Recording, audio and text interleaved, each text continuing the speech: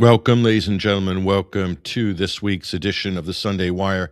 I'm Patrick Henningsen, your host. We're streaming out live on Rumble, X, Facebook Live, YouTube, as well as BitChute Live. And we'll also be on the audio streams after the program. Again, thank you so much for joining us on this live stream. This is episode 601 of this weekly omnibus news and analysis radio and TV program. Again, brought to you here at 21stcenturywire.com and the alternate current radio.com. And boy, do we have a lot of important ground to cover. We will do in the first segment. And then after that, we're going to be joined up with some of our teammates to get their reactions and also to hear what they've been seeing on the news headlines, as well as looking at our audience. We've got to find out from the people who actually really know what's going on. Those are our people in the comment sections. They'll be firing away. So we'll check the engagement on that. It's probably going to be quite colorful, I would imagine, this week because, the theme of the show is, and I don't want to belabor the point, folks, but I hate to say, there's some things you don't want to be right about. One of them is I've taken a very skeptical position on this MOU. I have no faith that the Trump White House can implement anything. I just don't, because the fundamentals are just so horrible. They don't have any diplomats. They don't know what they're doing. J.D. Vance is up there with his hipster belt on, doing campaign sound bites for 2028. It's embarrassing. So are they going to actually achieve anything? Well, it's all broken down the last 48 hours. It's all gone to hell in a handbasket. Boy, that was quick. So the Trump administration, Donald Trump, he can really follow through, can't he? Maybe that's why there's no deal in Ukraine with Russia after a year and a half. It'll be 2 years soon. There'll still be nothing. Maybe that's why the genocide in Gaza continues. The fighting continues. What happened to the Board of Peace? Where is that? Where's the Abraham Accords? Where are those? No, but they've got a new one. They've got a new W this week, we're told. They've managed to strong arm the U.S. puppets in Beirut, the president and the prime minister, U.S. agents. They managed to strong arm them into signing a normalization deal with Israel, while Israel's committing genocide in South Lebanon. I mean, honestly, you couldn't make it up. Leave it to the Trump administration. They know how to do it with style. So anyway, it's crazy. Here's a Sunday screening this week, and this is particularly.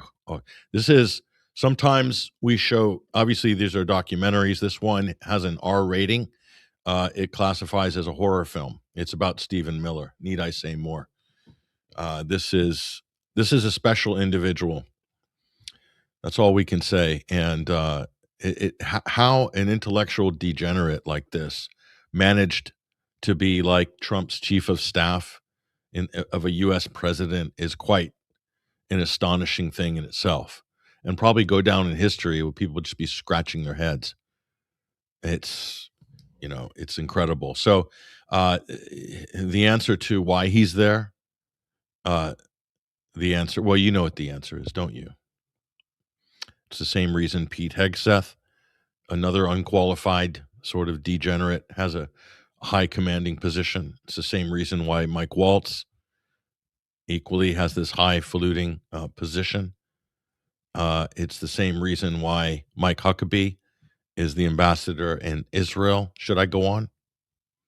It's the same reason why little Marco is the Secretary of State. They're all products of, guess what? A certain lobby. That's why they're in the positions they're in. Need I say more? So yes, this week's horror film, Stephen Miller's War, the Sunday screening. I apologize in advance, folks. But if you do like a bit of horror and gore, just watching him on screen for 30 minutes, it will make your skin crawl, and it will put you in a state of anxiety, possibly PTSD, if you can stay for the duration of this documentary. It's an excellent film, but it does show you what an absolute horror show this administration is. They allow people like this into serious policy positions. It's pretty shocking. It's pretty shocking. I don't know really what to say beyond that. Stephen Miller's War. Whew. Who would have known? Who would have thought? Don't know how these people get into politics. It is extraordinary. Anyway, who knows? I mean, he could have a storied career. Maybe he'll get a law degree eventually. He's the head of America First Legal doesn't have a law degree. That's an interesting one. I don't know. I thought he could be the next Alan Dershowitz, but got to get that law degree, Stephen. Got to get that law degree. You managed to blag it this far. Well done for the blag. The power of the blag. Okay, so we got two big things to cover, two big things to unpack. The first is the betrayal. Okay, so the MOU is toast. That didn't take long, did it? That didn't take long. How did that happen? We'll show you how it happened. Crazy. So Trump sabotages his own, quote, deal. How did that happen? Well, let's look at the maps. Oh, what's this? The Straits of Hormuz, live feed, naval traffic. As you can see, it's down today, as you can imagine, because the war's back on, folks. The war's back on. So what happened? A Singaporean flag tanker strayed into the Strait of Hormuz. It did not follow the prescribed route set out by the Iranian administration office for the strait, and it refused to comply, and so Iran fired on it. No casualties, some damage to the ship, but the ship carried on. So it was a victimless incident.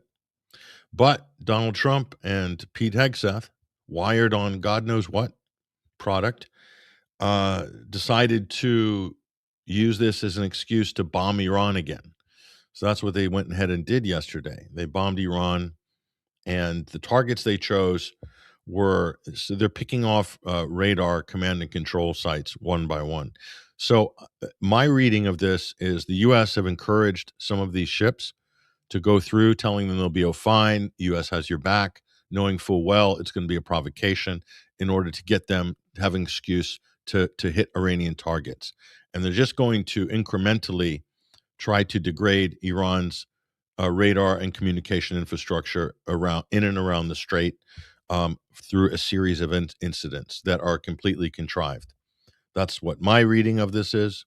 Because of the choice of targets by the U.S., they're all military and communications, airfields, and so forth, water supplies. So they're trying to basically make the strait inoperable for Iran. That's the U.S. strategy. So, ladies and gentlemen, the United States has no intention of doing any kind of peace deal. Just understand that. I think it should be very clear now that they'll rush to have some emergency meeting, get hipster belt, hillbilly elegy up there, do some junior achievement speech at Geneva, say how great Donald Trump is, what a great deal this was. Thank you, Jared, for this wonderful deal. Stealing Iranian assets and using it to buy U.S. soybeans to bail out the U.S. farmers, the farmers that were devastated by the tariff debacle, the total epic failure of the China tariffs, and then the trade war with Brazil that wiped out U.S. farmers. Jared Kushner came up with this bright idea to use the Iranian frozen assets to buy U.S. agriculture products and feed the people of Iran. Feed them and make American farmers rich. I quote, make American farmers rich. So you started a war. Now you're taking stolen assets to make American farmers rich. These people are pretty much beyond reform at this point. You're dealing with pirates, scamsters, charlatans, and grifters. Show me anybody in this administration that's got even an ounce of integrity. All the pundits are being soft on the sort of soft right on J.D. Vance, because half of them are angling for a position in the Vance administration because they think he's going to win in 2028. Yeah. That's why they're not pressing hard on all his idiotic statements and the lies he told at Geneva, claiming that the Iranians agreed for the International Atomic Energy Agency to have unfettered access to Iran's nuclear sites forever and ever and ever more. Totally fake. That lie alone, I would say impeach, sack, just get out of politics. So, I mean, it's bad enough that we have this kind of pathological liar as president, and then the vice president is basically doing the same thing but with a bit more energy because he's younger. He's 41, Donald Trump's 80. So he's able to lie with a bit more convincing energy. He's bringing that energy to there, that 2028 campaign energy. Yes. Can't wait. Another fake politician. Nice house, nobody home. Same old story. So anyway, then Iran responds to this U.S. bombing. It smashes up a couple of U.S. facilities in Bahrain, absolutely trashed, the Fifth Fleet. And then Trump bombs again. Yeah. Strategic targets. So the U.S. is prosecuting the war. The U.S. does not plan on stopping this war. This is a long war of attrition. The United States is planning. They're just this whole deal was to buy time, folks. Okay, don't think there was a shred of honesty or integrity. And you know what? When you hear the pundits on the big podcast saying Donald Trump never wanted this war, he absolutely didn't want to go to war, but Israel made him do it. No, Donald Trump doesn't know what he wants. He doesn't know what he's doing. He'll go wherever he's pushed because this is probably the weakest. He's weaker than Biden on a certain level because he has no agency himself. He's only got agency to steal things, pirate ships, break international law, kidnap heads of state. That's the only time Donald Trump uses his sovereign agency. But when it comes to using your agency to execute American interests, not Israeli interests, American interests, nowhere to be found. So it's Trump's weakness. Obama was 10 times stronger than Trump in this respect.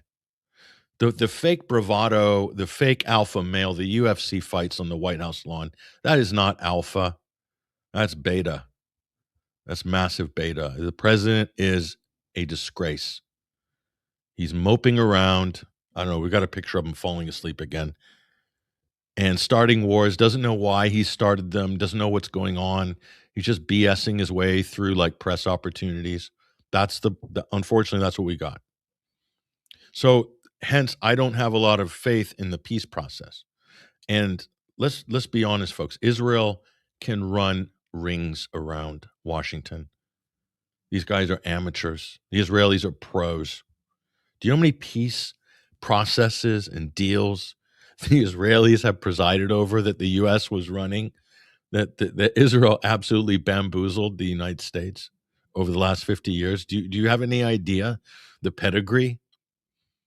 They can wreck and sabotage and undermine any ceasefire, any accord, any agreement.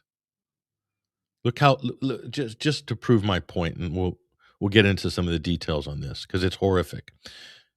Think about it. It took 2 years to put together the Iran nuclear deal, the JCPOA, under Obama.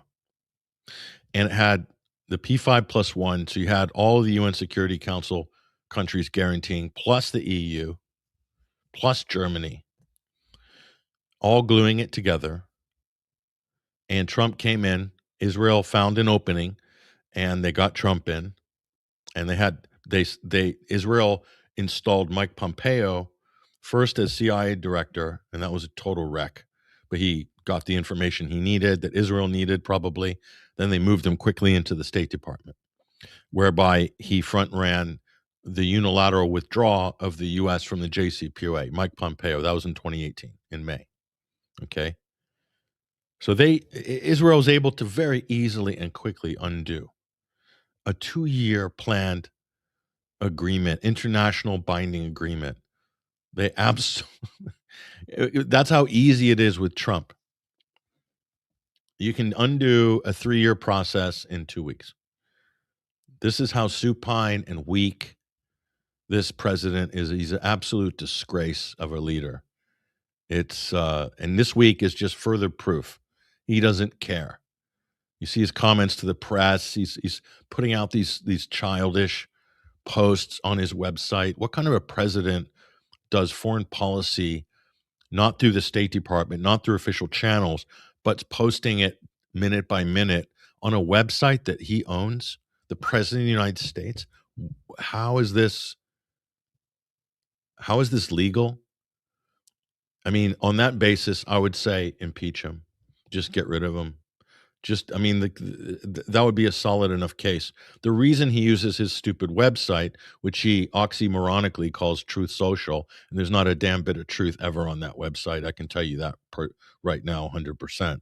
The reason he uses it is because it's not accountable. It's not official record. So, I mean, is that criminal? Yeah, it kind of is. That's how a criminal operates as a head of state. He bypasses official state channels where you're bound by all sorts of legal parameters and constraints, and he runs policy off his own website. I can't. Is it me? Let me just think for a moment. Hillary Clinton. You remember that? Remember when she was Secretary of State and there was this big uproar about her personal server emails? That she was doing State Department business using her personal email that's being run off a server in like one of her properties or something like that. And they just went ballistic. Not all State Department, but she was using that for some of her communication. Now, I can't stand Hillary. Everybody who knows, I actively campaigned, against her in the 2016 election, and I penned 2 viral articles that did substantial damage to Hillary Clinton. And after that, I was blackballed by Facebook, Meta, uh, Google. I was the first one to say the Russian hack was fake and to really go into detail and be 100% certain about it. I said that before the 2016 election. Okay. So I was one of the first, if not the first, to do that. And that's when we had absolute viral traction at 21st Century Wire before we got banned by Google on organic searches. But it was that article and then her foreign policy critique that probably painted a massive target on me. And the rest, unfortunately, is history. But I'm a big critic of Hillary Clinton, but it's just as bad, if not worse, that the president of the United States is doing foreign policy off this 2-bit website that he owns. Not only does he own it, it's chalking up something like, I don't know, billions of dollars in losses or something like that. He and his family have creamed off whatever like equity is in that thing, and now it's running at on some crazy 500 million, half a billion a year losses or something for a stupid social media platform that nobody but like hardcore MAGA use and that he uses. It's just a vanity project, basically. I mean, is that not weird? Is that a problem? Is the United States have a problem there? I'd say yes. I'd say they have a huge problem. So just to reiterate, so what's happened? So now you've got this tit for tat. Now Iran's basically saying, because of the United States overreacting, nobody was killed when this tanker got hit. That the U.S. probably encouraged to run the Iranian management of the Strait. Probably did. Probably someone was paid off. Who knows? Promised that the Iranians wouldn't shoot. But anyway, because of that, they could have issued a condemnation.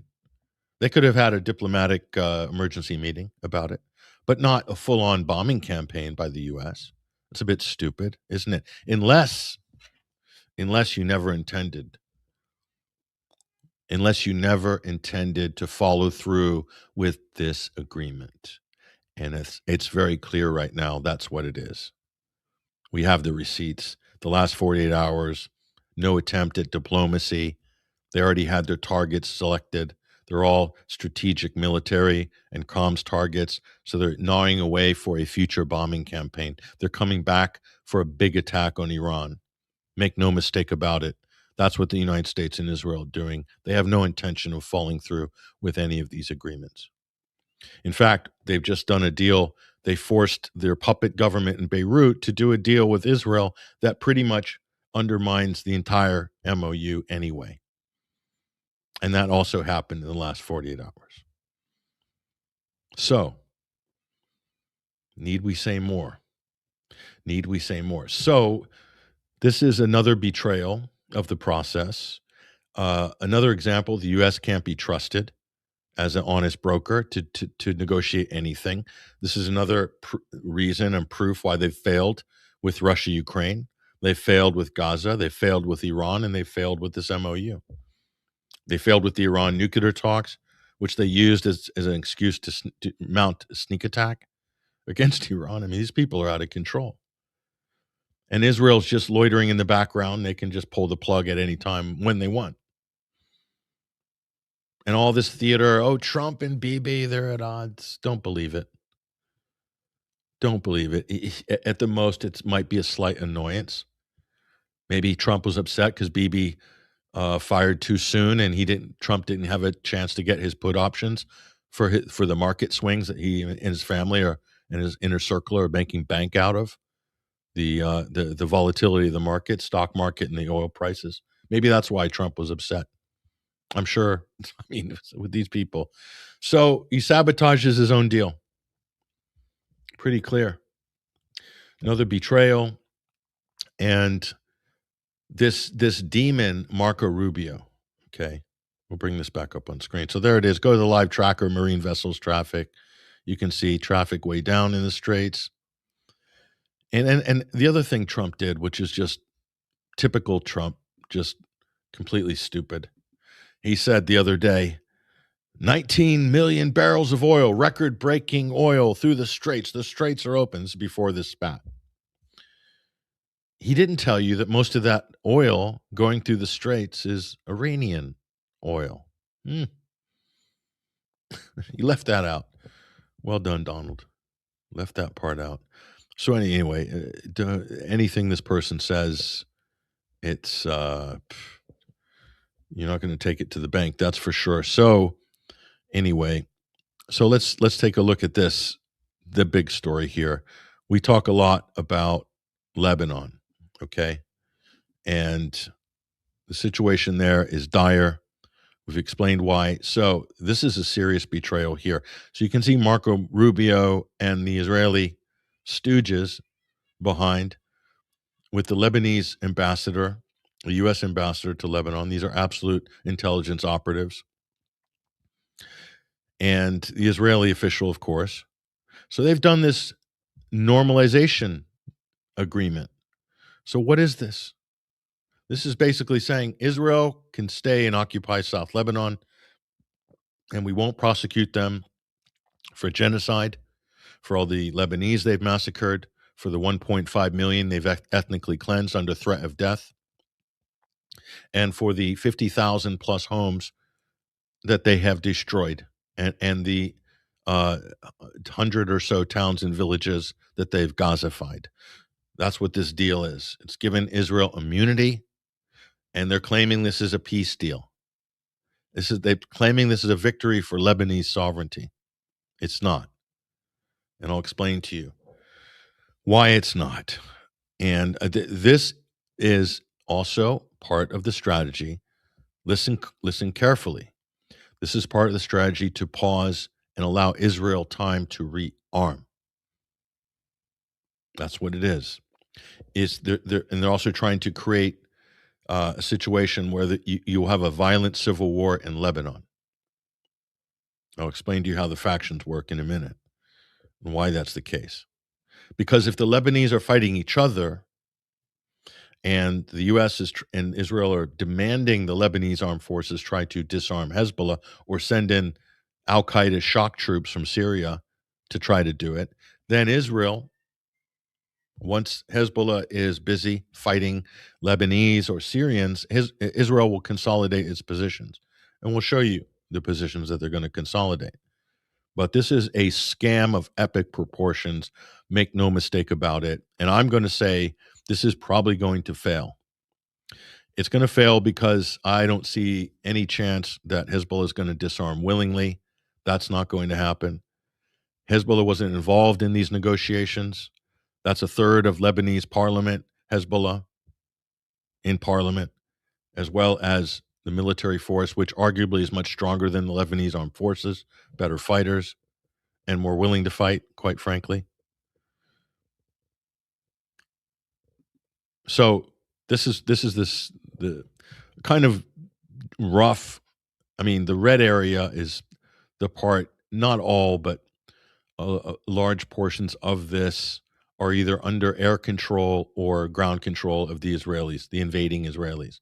You see the Litani River about halfway up, and that's the fresh water supply that Israel wants, and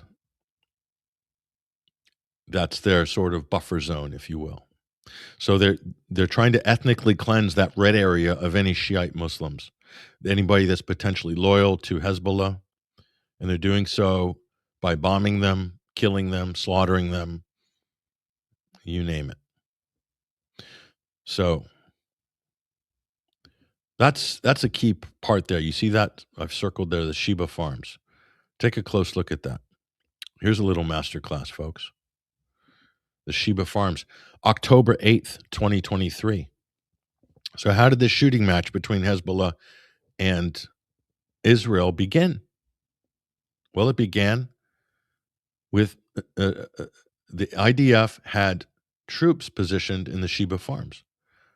That's illegal occupied territory. And Israel has illegal positions all along the blue line, okay, the UN blue line. And they've refused to leave since 2000, despite multiple UN resolutions demanding that they did. So on October 8th, right after the October 7th kind of disaster began, Hezbollah fired on an IDF position in Sheba Farms. And the global media said, and Netanyahu said, how dare Hezbollah started a war with us? They've attacked Israel. But they didn't. Israel's in illegally occupied Sheba Farms. There is a dispute territorially between Syria and Lebanon about the Sheba Farms, but that's a separate debate. It's not Israeli territory, though. Okay? That's how it began. And then Israel unleashed hell on South Lebanon, and then Hezbollah responded, and then Israel unleashed hell again. And at that point, you know, who started it? Israel was in a illegally occupied position, and Hezbollah was within its rights under international law, and we're not in violation of any ceasefire. Israel is in violation of international law, and they violated the later ceasefire 15,000 times, and they're just massacring people. So who's the terrorist here? How on earth is Hezbollah a terrorist group, and the IDF? 2 genocides plus pogroms in the West Bank that's turning into ethnic cleansing. Well, it has been, and it's at a much slower pace. Who are the terrorists in this story? You see how these arbitrary labels get used. We'll explain to you why that's a problem. So there it is. So that's the deal that these people have signed, basically solidifies Israel's right to occupy all of South Lebanon, steal what agricultural land, assets, fresh water. That's what they actually have their eyes on. They're going to take it, and they're going to hold on to territory, just like they're not giving up the Golan Heights, which they stole from Syria, or Mount Hermon. Okay, and they're not going to abide by any international law. The U.S. doesn't want to even hear the word international law or UN resolution. They want to bypass all of that and basically render the whole thing, irrelevant. So, and that's why the U.S. and Israel have to designate Hezbollah as a terrorist group, because then by doing that, they can work and do all of this outside of international law and say that this is a war on terror. And then they can act unilaterally, as much collateral damage, carte blanche, kill what you want, destroy what you want. You've seen the scenes in Gaza, right? Okay. That's why they have isolated Hezbollah, making Americans think that it's the equivalent of Al Qaeda. This is one of the biggest propaganda operations ever, but that's what the Israeli Hasbara machine has achieved. And the purpose of the Israel lobby is to make sure Congress, senators, and other U.S. allies in Europe designate Hezbollah as a terrorist organization forever. Anybody that fights Israel is going to be designated. Anybody that resists Israel's occupation or violence is going to be labeled a terrorist organization. If you hit back at Israel, you will be labeled a terrorist. If you stand up for yourself against Israel's war crimes, apartheid, pogroms, or genocide, you will be labeled a terrorist by Israel, by the US, by Britain, by the EU, by Germany, by France, by the other sort of compliant NATO countries. The rest of the world don't designate them as such. And the UN don't list them as a terrorist organization. In fact, the UN international human rights law says they have a right to armed resistance against an illegal occupation under international law, as codified in Article 51 and the right to self-defense under the UN Charter, as well as the Geneva Conventions, as well as a whole ream of international humanitarian law. Go look it up. That's why the U.S. wants to bypass any international law frameworks and try to delegitimize the UN. This is why Israel is trying to delegitimize the UN, because the UN and the IR and IL framework is the only thing that holds them accountable. Do you understand how this works? I'm showing you how this system works. And this is the central problem. Because of this designation, because they don't recognize Hezbollah as what they actually are historically, factually. I've got their history here, but they are, here's the definitive first book written on them by award-winning journalist Hala Jabbar, who is a fantastic Lebanese journalist. They're an armed, regulated militia who are South Lebanese. They're not Iranian, and they're not a proxy of Iran. They're allied with Iran, but they're not a proxy. They're 100% autonomous, 100% acting as a semi-state actor, because Hezbollah means party of God. They have half the seats in the Lebanese parliament. So let's look at these two characters here. So that's the guy who looks like the nightclub bouncer is Joseph Ayoun. He is the president. He wasn't democratically elected by the Lebanese people. He was appointed by the parliament. And the guy who looks like somebody you'd see in a raincoat in a park, that's Nawaf Salam. Okay, he's the prime minister. He was installed by the United States and Saudi Arabia. He was not elected to anything. Okay, so there's nothing democratic about the Lebanese government. Now, the way they have their system designed, it's important you understand this. It's a complete scam. Their constitution, to pander to the sectarian divisions, okay, that the colonial powers love, the president must be a Maronite Christian. The prime minister must be a Sunni Muslim in name, at least. And the Speaker of the House is a Shiite. Well, of course, Hezbollah have not an outright majority, but a sort of working majority, if you will, in the parliament, but they get the speaker position.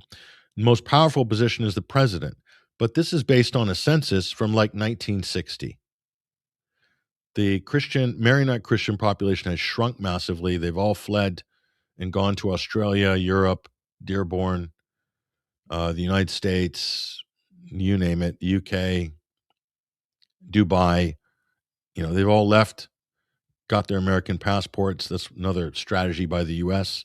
That's how they buy loyalty from certain sects. They give out American passports to them, even though they're not born in America. They've never been to America, but somehow they magic up American passports for all these Christian Lebanese. Okay, that's interesting. So if they had a real census today, the president would be Shiite, it would be Hezbollah. The prime minister would probably still be a Sunni Muslim. based on the breakdown of numbers by today's census, and the Joseph Aoun would be the Speaker of the House, who would be Speaker uh, representing the Parliament with a Shiite majority. You know, he wouldn't be able to sign such agreements like he did, basically, throwing his own country under the bus this week. So these two puppets of Saudi Arabia, Israel, and the U.S., that's basically what they are. They've signed away their country's sovereignty. This is probably the biggest act of treason in the country's history. So just imagine, while Israel is massacring Lebanese, while Israel is ethnically cleansing at 1.5, 1.2 million Shiite into a tiny country, what other spaces that are left, and these people, these two guys are making life hard for those internal immigrants, by the way, not allowing them to stay there. And then Israel's bombing their tents. Okay. While all that's happening, these two stooges go and sign an accord with Israel saying, oh, let bygones be bygones. We're not going to hold it against you because the people you killed were Shiites and we're sectarian and we don't view them as real Lebanese.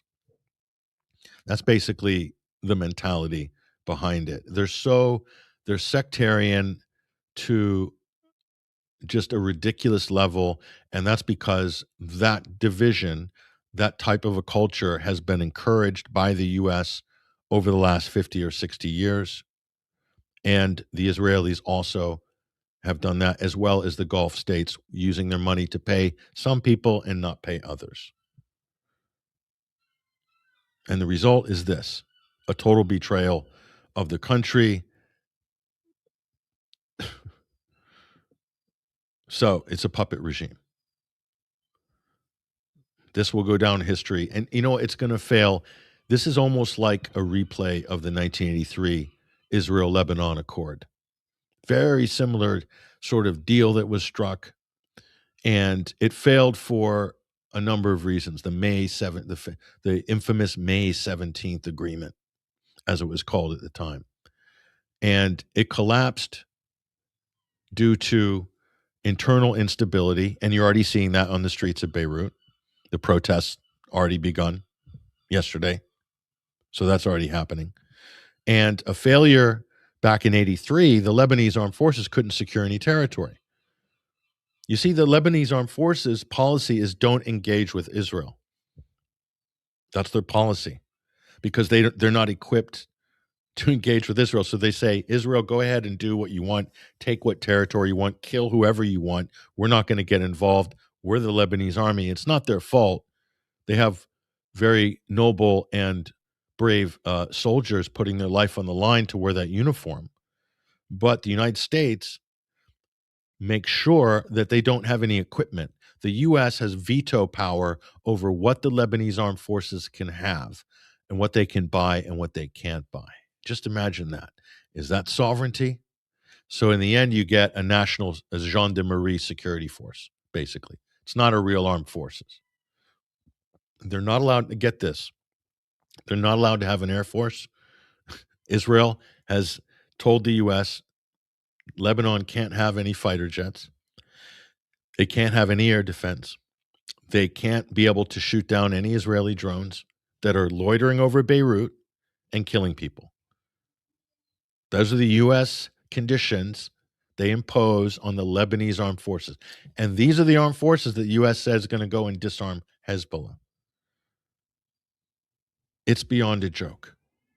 But that's the system. And Israel lobbies the U.S. Congress and Senate and their ambassadors from Washington to make sure that's the policy. So Israel dictates indirectly through Washington what the Lebanese army can have and can't have. Can you believe that? And the reason they do that is because they don't want them fighting in the south. They don't want them defending the southern border. Israel wants Hezbollah only in the south because then they can isolate them, label them as a terrorist group, and then claim this is all part of the war on terror. and they can kill, occupy, destroy. They can gasify everything. Look at this. It gives them license to do this. There's so many pictures like this from South Lebanon. Looks like Rafah. So bad. And Netanyahu is just laughing. He's laughing all the way with every dead child, every dead woman, every dead young person. He is chuckling. He's loving it. And he's saying, we had no choice. We had to kill them. We have to occupy your country's southern region. We must. We need so that we feel safe. Israel is the only country, I think, they have to commit genocide to feel safe. And then it wasn't enough that they did it once, they're doing it twice. Legally, genocidal intent. That's the mechanism. This has already been proven in courts. Guilty twice. This is a second genocide. The West Bank also qualifies, by the way. So that's the situation.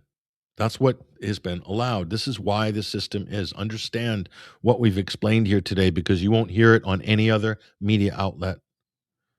You won't hear it from anybody. This is how the U.S. have designed it. A lot of American pundits will go on podcasts and they'll say, Israel's done this, Israel's done that. But Israel and the U.S., or Israel works through the U.S. to enforce and implement this hellscape.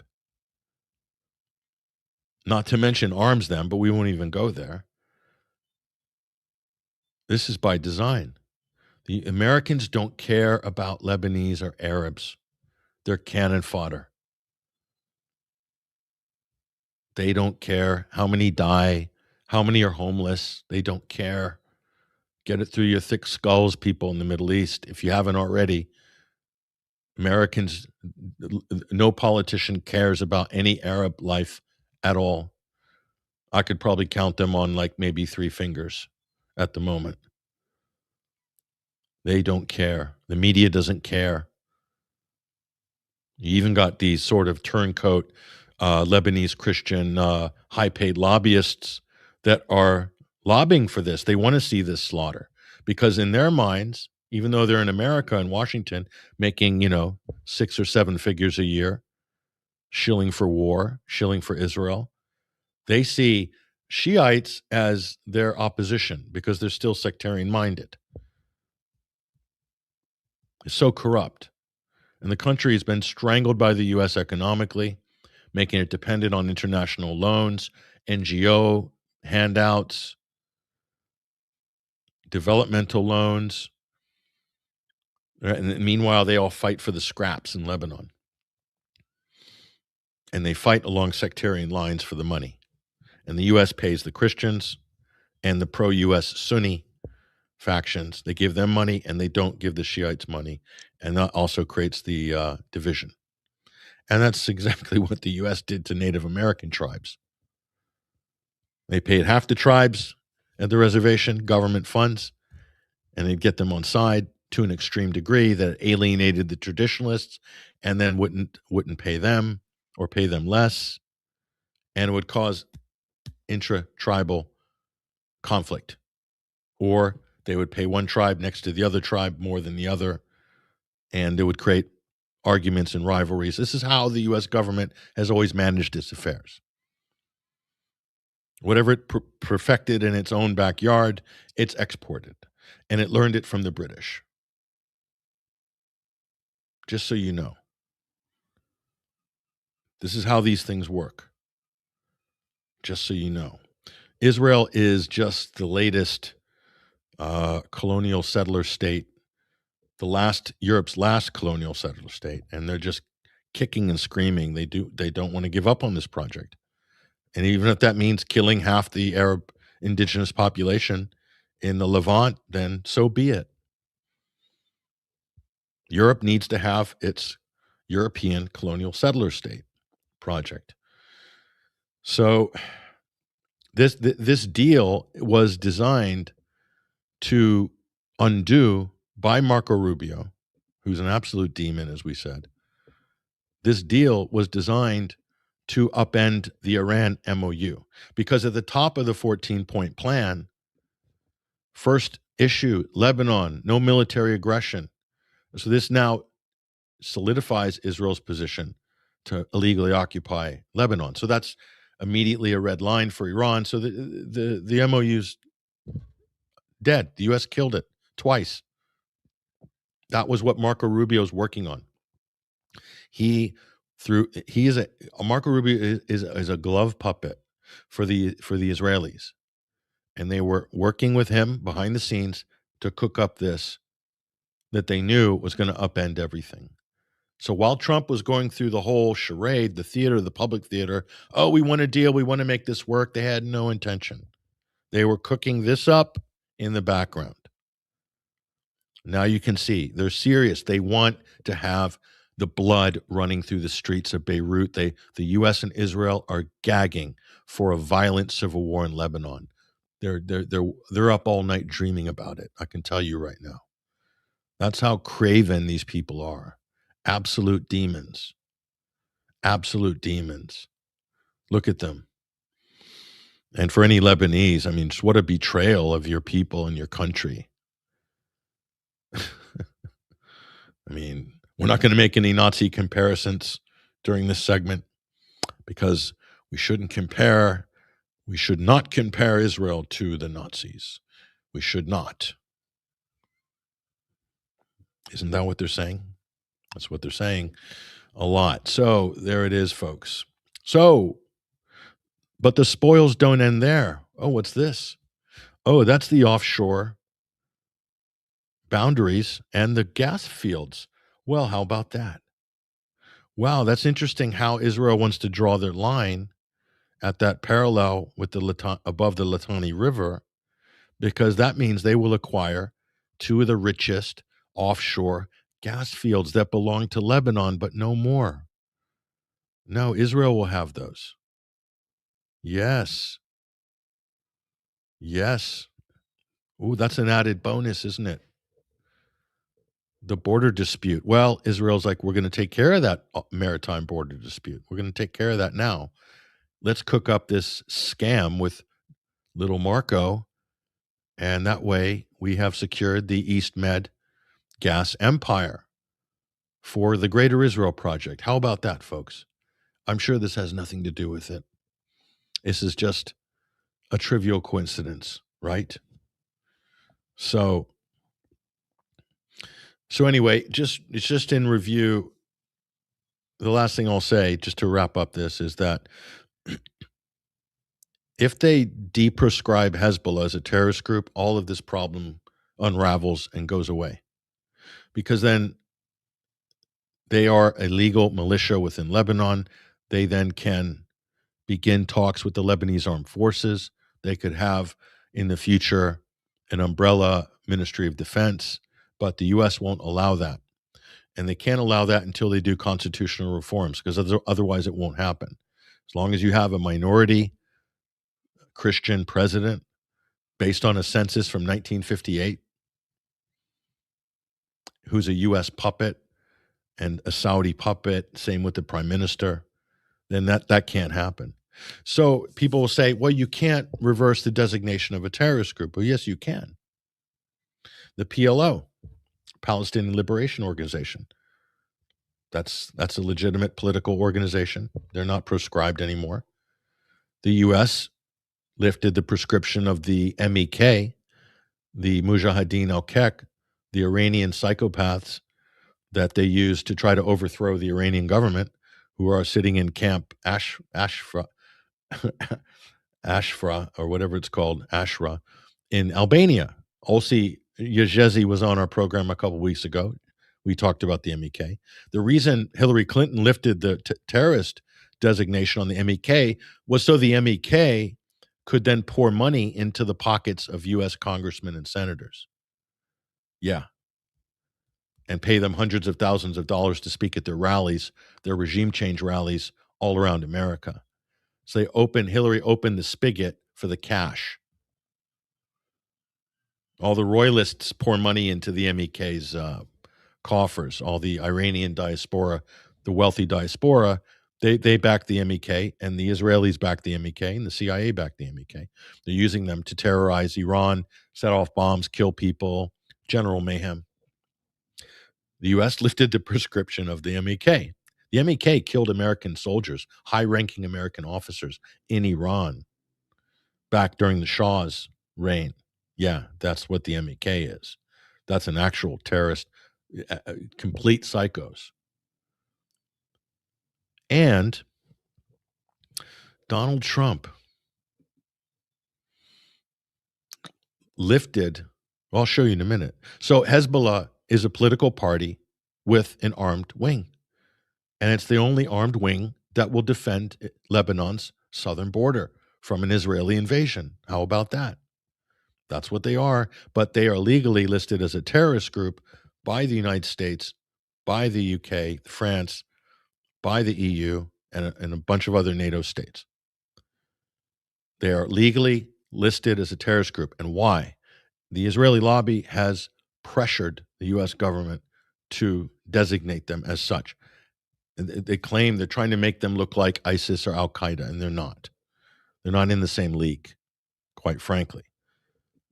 And they'll try to paint people like Hassan Nasrallah as a crazy mullah when he's regarded, even by Israeli political pundits, as one of the most adept geopolitical analysts and strategists ever.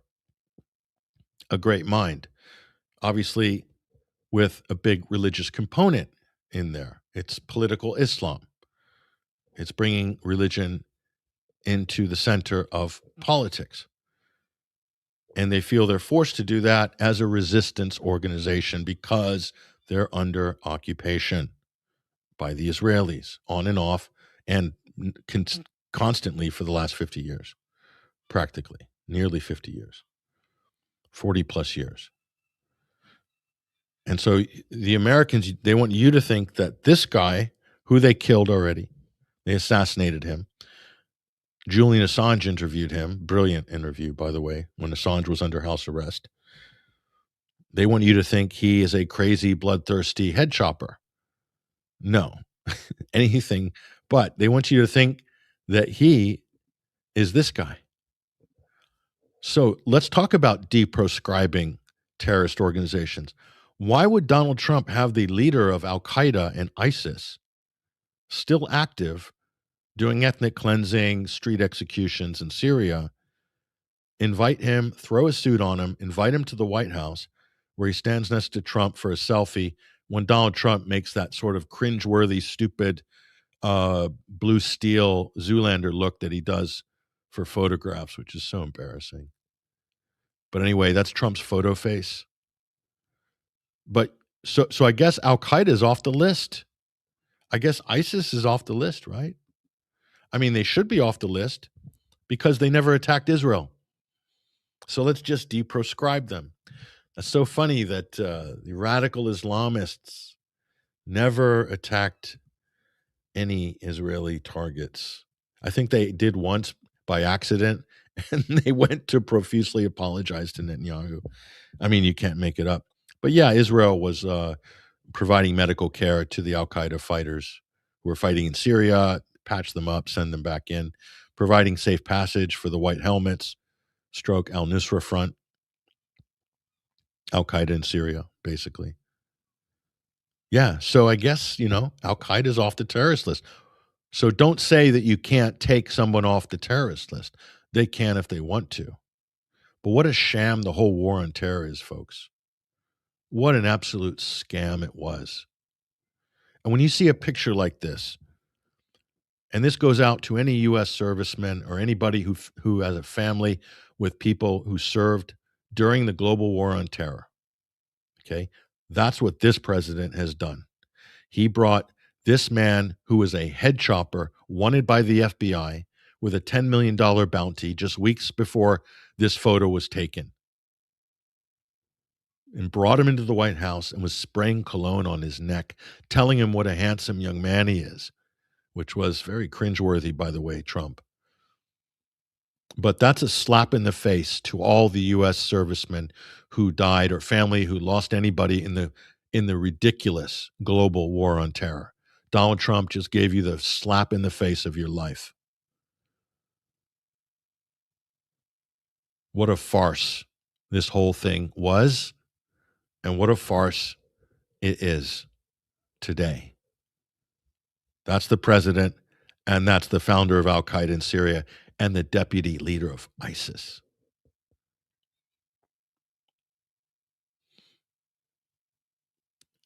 How many people did he execute? How many heads were chopped? Nobody knows. Nobody can count that high. And Trump just thought it was just a real lark. He absolutely thought this was hilarious. He was loving it. So I'm just saying,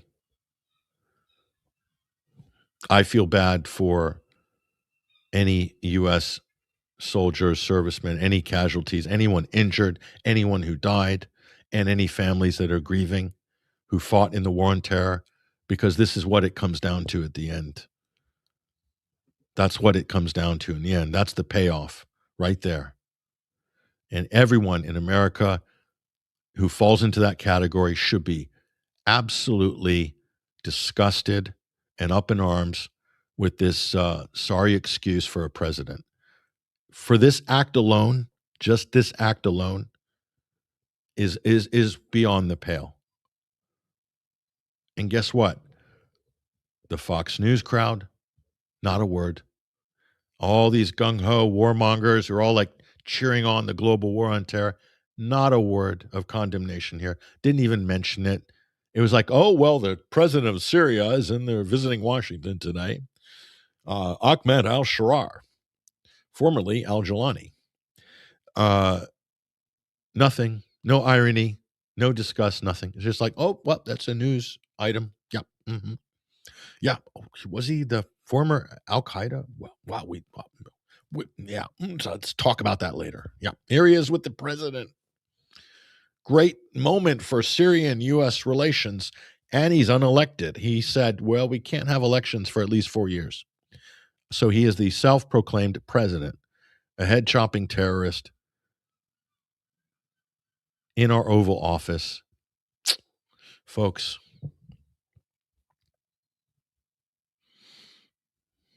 if that's not enough, and it kind of comes down to that.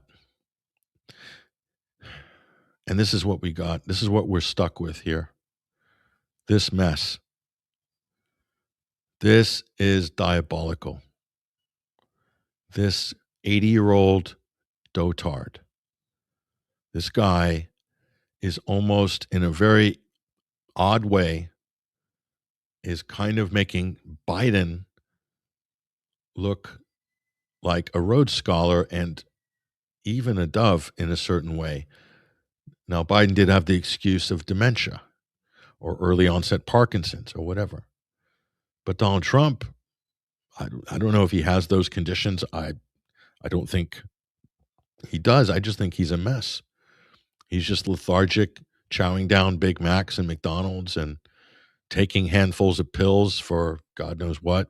I think he takes a handful of statins and aspirin and a bunch of other things. So he's hooked on pills and junk food. He's falling asleep. He's got health problems. He's got gout or whatever. We've seen the pictures. And he's just so keen to drop bombs and start wars and not actually take the ball over the finish line for any of these high-level negotiations, because this president can't afford to have anybody around him that might know more than him or upstage him or tell him no. That's why we're stuck with that. This mess. Moping around with his shoulders hunched, mumbling, lying, making up stupid things with his ridiculous, idiotic Truth Social website. Enough already. Enough already. I don't give him. He'll be gone by Christmas. I don't know how, but I can tell you right now, this president is not long for this office. I don't know how that's going to happen, but he's a mess. And I even think the powers that be will at some point need to like sort of cut their losses with this experiment.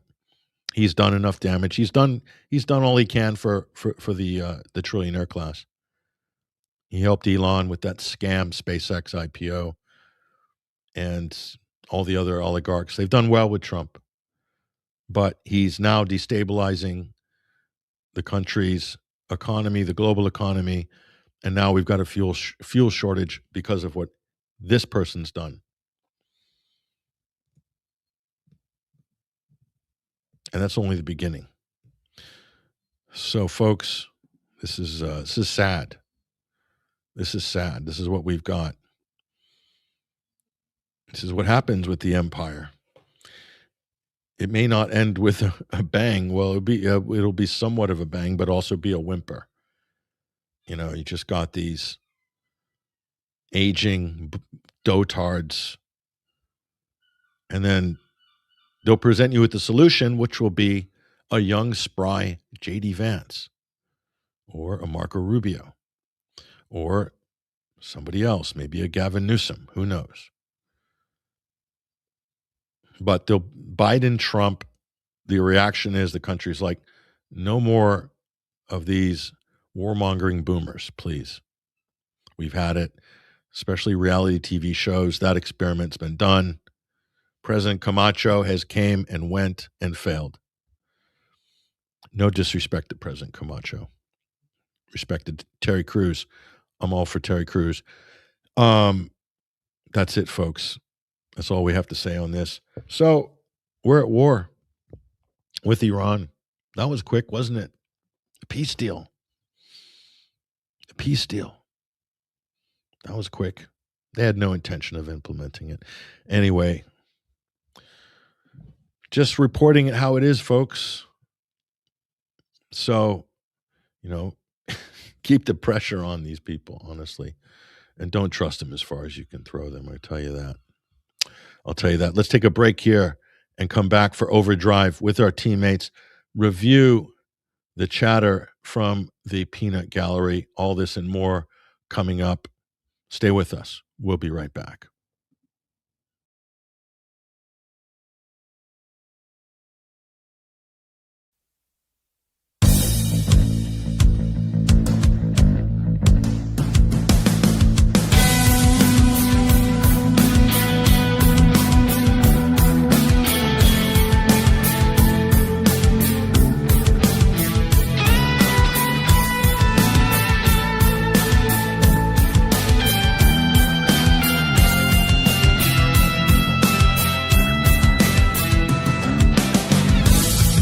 Cover in the dark,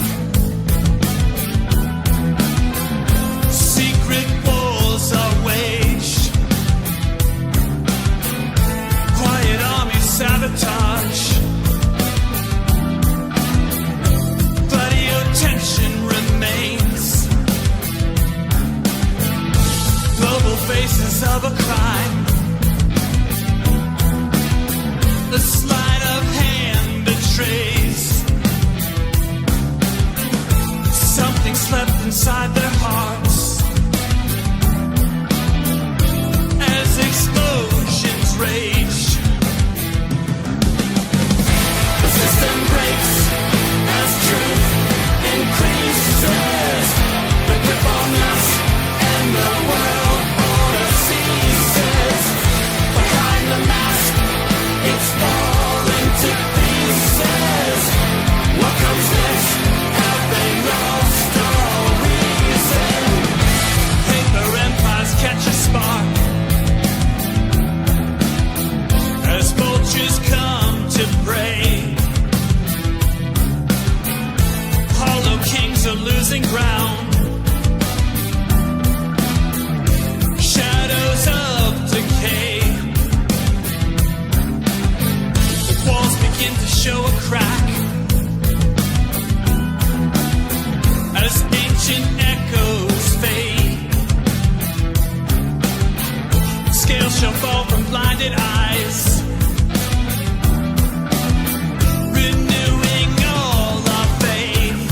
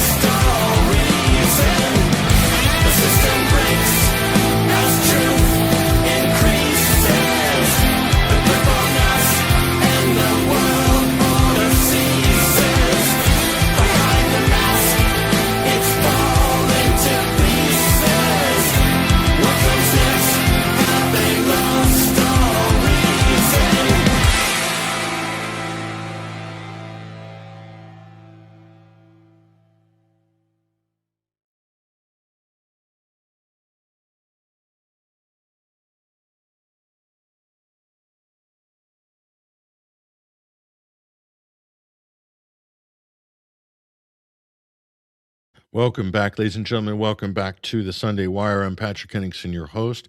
We're streaming out live on X, Rumble, YouTube, as well as Facebook Live, BitChute Live, as well as on the audio streams, iTunes, Spotify. After the program will be up on all of those. You subscribe to any of those audio streams will be on all of those platforms as well. So episode 601, we're trying to follow up from last episode, which was very highly rated according to the comments. I think people had a good time. Episode 600. We didn't have any marquee guests. I thought about it because usually, like, when we hit a big number, like 500, 400, we've always had a big guest. We had David Icke on one time. We always have some big names on. But then I thought, do you know what? We have got such a big crowd in the comment section, so I'd rather feature our people who really know what the F is going on. I'm going to give that time to them and not a guest. So, yeah, and you guys have come through on the engagement, on the comments. It's just unbelievably good. Some very clever takes. We'll feature some of those during the Overdrive segment. So thank you. Keep them coming. Keep the engagement coming. And also a big thank you to some of you guys who have chipped in to help us out, to donate to 21 Wire and to join 21wire.tv as well, becoming a member. And I'll throw that up on screen as well. You go to our website, go to the donate section. There's a gold button on our website. You'll see the link in the show page. It'll take you there. Different options. We've got PayPal, credit card. We've got straight up donations. We've got crypto as well. And we really appreciate it. And we'll utilize anything that we can get, and we'll do well with it. And we're in the process of hiring a research assistant who's going to be working with Freddie, who is a top of the line. I mean, he's worked for some very good organizations. Let's just put it that way. And we are familiar with his work, but so we're having to raise a little bit of extra money as well to fund that position, totally focused on our investigations, and helping to provide some of the depth and some of the teeth to a professional research, high-level journalist, a researcher. Behind every good journalist or team of journalists, you have good researchers. So we've built at journalism level. Now we're building in the research level. And we managed to have a coup that somebody is available that I didn't think would be available. His name is Frankie, and we'll just leave it there. He's not a public face type guy, but he works behind the scenes and very well. He's already done some work for us pro bono, and we've been blown away, and it's allowed us to really punch way above our weight in terms of the investigations that you've seen Freddie Ponton doing. So just to let you know, that stuff costs money. So as do our video editors, and we're putting out daily content on video, socials, as well as our YouTube channel. And then really the journalistic side is what we are trying to build and make more solid, because that's the knowledge base. The production of knowledge is the priority of 21st Century Wire. That's the most important thing. And we showcase some of that on the Sunday Wire. And big shout out to Freddie. He's just been unbelievable. He has just gone from strength to strength, and the work he's doing. So we need, he needs some assistance to handle the load. So hopefully we can afford Frankie, little Frankie. I'll call him Little Frankie. He's not that tall, but he is an absolute fighter of championship level. But he is brilliant, absolutely brilliant. So we're going to try to get that organized. So again, if you want to help us to try to fund this position, go to 21stcenturywire.com, hit the donate. Anything you guys can do. We prefer if you like this show, just join 21wire.tv. Just subscribe and support us every month. That's what we really need.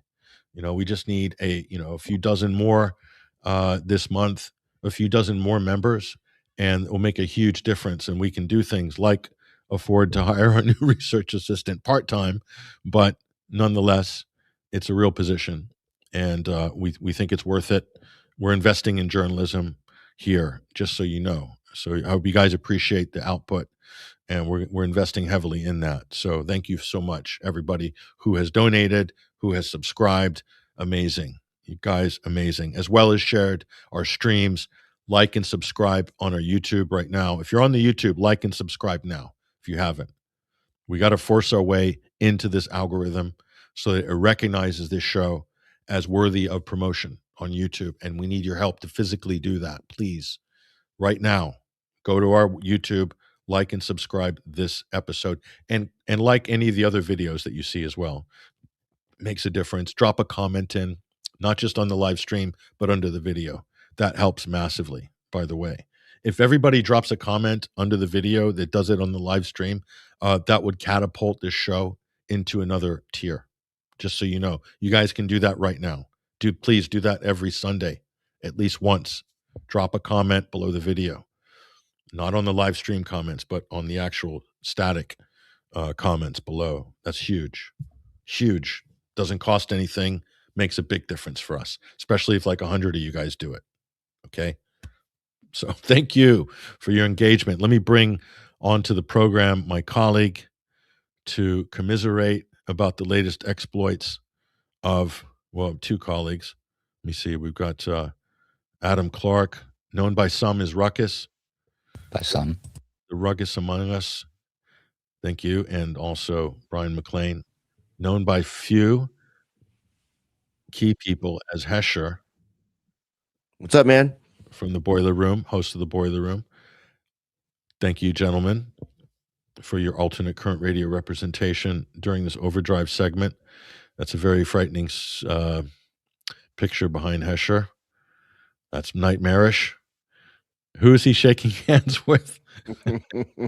Is shaking hands with himself, but he's a two-headed, two-faced demon creature guy. So I see that's very subtle. The two horns. I see. And then you see who's lurking in the background there. There's a lot there, actually. When you separate the horns like that, it adds another dimension to that image.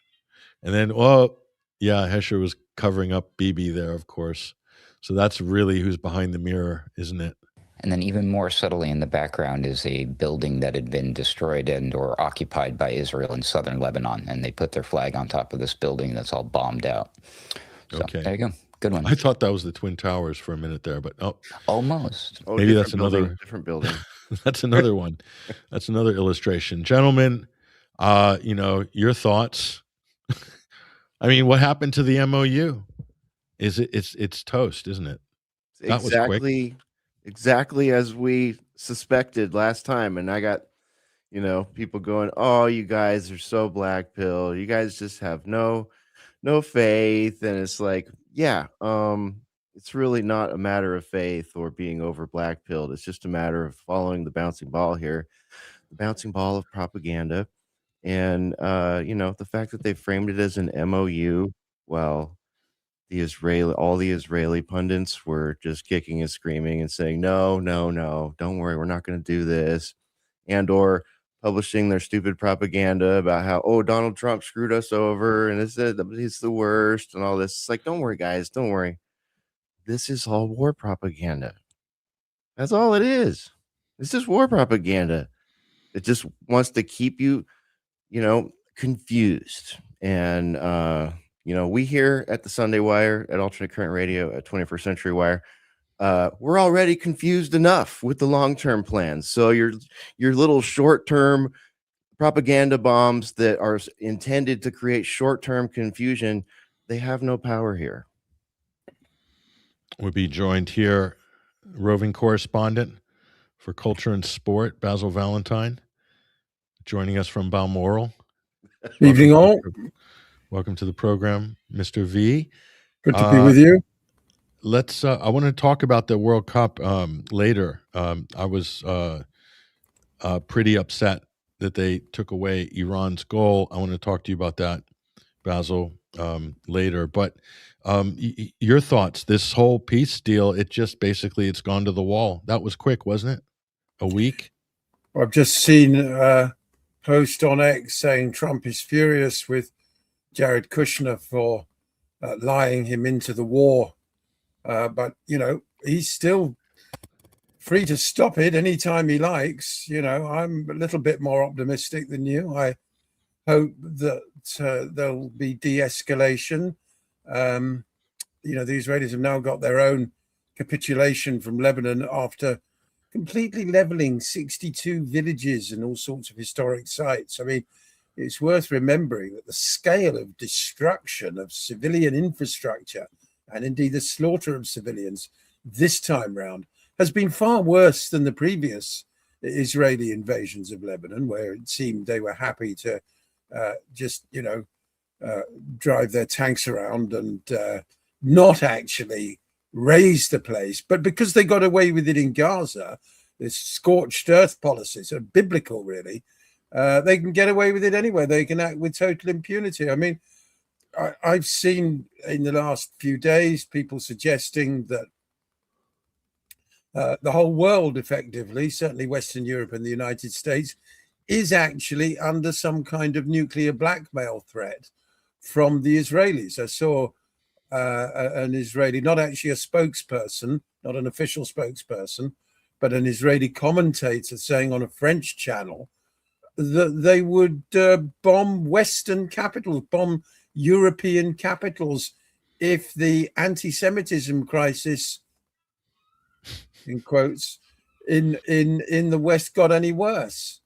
So they just bomb us here in London or Paris or wherever, just because a few people say a few hurty things about Israel. But no, I mean, even if there's a ceasefire now, thousands of Lebanese have been murdered, as usual, with a particular focus on journalists and healthcare workers, and that wonderful marine conservationist lady who looked after the turtles. She had to be murdered. Across the region, the Israeli pattern is one of depriving the indigenous population of the means necessary to sustain life. They're pouring cement into the wells in the West Bank. I don't know if you've seen that recently. Stealing homes in Hebron. What's going on there is just worse and worse every day. So, we have to ask ourselves, Bill Gates said that Jeff Epstein made threatening noises about his extramarital affairs if he didn't do what he was told. How many other of our politicians are compromised? Is there a sort of, a memorandum of understanding that you can't push back against Israel because they'll detonate something? People have even said there may be nuclear bombs already planted under European cities, believe it or not. That's the Samson option, right? That they would not be delivered by rockets from Israel, that, suitcase nuclear weapons or something have already been installed, just waiting for the moment for detonation. I mean, really, this is It sounds like a healthy relationship. Our greatest friend and ally. I mean, do you know what I mean, Hesher? It's a healthy relationship. Oh, mute. That particular theory is actually easier for me to understand. You know what I mean? It's way easier to gravitate towards something like that than having to believe that the star chamber cabals of Illuminati people and people that use political Zionism and ethnic cleansing and all that, like, are actually able to create a machinery of propaganda and war propaganda like this that has led to this. It would actually be a lot easier for me to accept, yeah, they were just under blackmail this whole time, you guys, and the scenario they're trying to save us from is just untenably awful. So, it's better than that. You know what I mean? Like, that's something it's like a movie plot or something, and it's so simple that it could be true, Straight up blackmail. Well, I wouldn't put it past Seymour Hersh, it's in his book, The Samson Option. So it's just another way to carry that out. I mean, and I've heard that from many different former Israeli intelligence people, have even intimated that as well. But Sticky Marks here, some more fan mail for Basil Valentine. I love Basil, LNPs from this crazy old lady in Yorkshire. Oh, So well, there, well, thank you. above the red wall, Basil, you've got admirers up there, sticky marks. Thank you for the 10 quid. British pounds, by the way, not dollars. Actually worth more. 10 quid. Yeah. Hey, Pat, I got one I got to put up here. I don't think we've ever had this before. Holy smokes. Look at that. We got knock. Is What that is Norway? knock? Is that Norway? Norwegian kroner. Yes. Oh, right Wow. on. Wow. Thank you, Alexander. Thank you. Let's try a super chat. Wow. That's serious. I think that's next level. That's awesome. That is next level. Thank you so much from Norway. See, we've got people in Scandinavia who know what's going on. And look at this. Hey, I got real a cousin quick, I don't who want looks like to. Patrick. Good on you. Good on you. Go ahead, Ruckus. About that theory you were just talking there. Remember when BB brought that strange gift, the piece of wood with the pager embedded in it? Oh, yes. I think I got a picture of Well, that, maybe. you know, I mean, has Yeah, anybody exactly. investigated That's that a threat. or looked at that? I Exactly. mean, That's yeah, there there it you is. go. Like I mean, this? that's not even a veiled threat. You know, it might be gold plated or whatever, but it's like, because I mean, strictly speaking, well, not even strictly speaking, you know, the Trump administration had nothing to do with the pager terrorist outrage, which mutilated dozens of innocent children apart from anything else. It wasn't an joint American-Israeli operation. It was purely a Mossad thing. So why would Netanyahu be giving it to him to say, look, what wonderful sadists we are, you know, we've got all these different ways of killing people. And of course, the same technologies differently packaged, we've now discovered, is what was used to assassinate Charlie Kirk. Let me read it from Netanyahu. The inscription says, "To my dear President Donald J. Trump, our greatest friend and greatest ally, Prime Minister Benjamin Netanyahu." Thank you, BB. And he took a cross section of, I believe, a Lebanese olive tree that they destroyed, or maybe it's a Palestinian olive tree, as a souvenir. That's how sick and sadistic these people are. I mean, it's just crazy, unbelievable. Anyway, And that's the it. device itself, I mean, the statue itself could be one of these devices because the technology exists to make these little, what Basil referred to as a suitcase nuke, could probably fit in the size of a statue like that, you know. Yeah. And then, of course, I mean, can you blame them? I mean, they have no choice but to blackmail us because the anti-Semitism is just getting way out of control. I mean, this poor person can't even connect his home's Wi-Fi because of all the hate messages coming from his neighbor who named their Wi-Fi Free Palestine. So, The trauma. you Oh know, my I gosh. mean, Get poor some people. counseling in there, I think. Oh, I feel bad. That must hurt. That must hurt. A Wi-Fi network named Free Palestine. Wow. Wow. It's just getting bad out there. Be like people. an ISP, like named From the River to the Sea, internet services from the river to the sea. I replied to, I think it was Isaac Herzog, not the way Basil replies to Israeli government propagandists, which got him banned from Twitter. But mine was, I said, "Cry me a river to the sea. Cry me a river to the sea." That's my way of disguising that provocative. So calling for freedom is anti-Semitic. Isn't it amazing? But in the Likud charter, it says "from the river to the sea," right? Yes, Yep. it does. So, but that's okay. That's a different Greater Israel Project. That's different. That's not terroristic. Nothing about Israel's terroristic. Only the people that fight back against them are terrorists. Is that how it works? Are those the rules? Yep. I think That's so. right. You know, the power to define, the power to label, and the lobby's ability to get those definitions then subsequently enshrined in law by client states, including the United Kingdom and the United States, you know, all the way to direct action groups like Palestine Action, you know.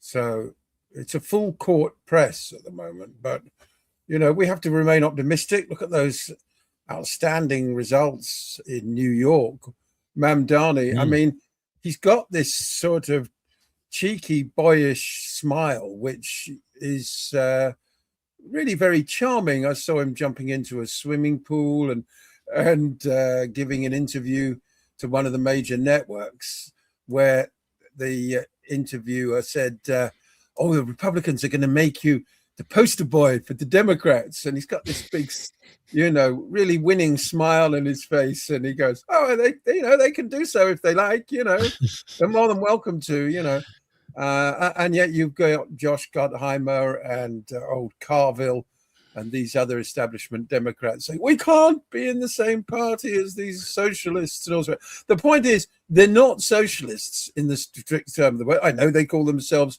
democratic socialists. All they're really trying to do is move the needle back in a capitalist society a little bit closer to what we in Europe call social democracy, right, whereby things like healthcare are provided by the state.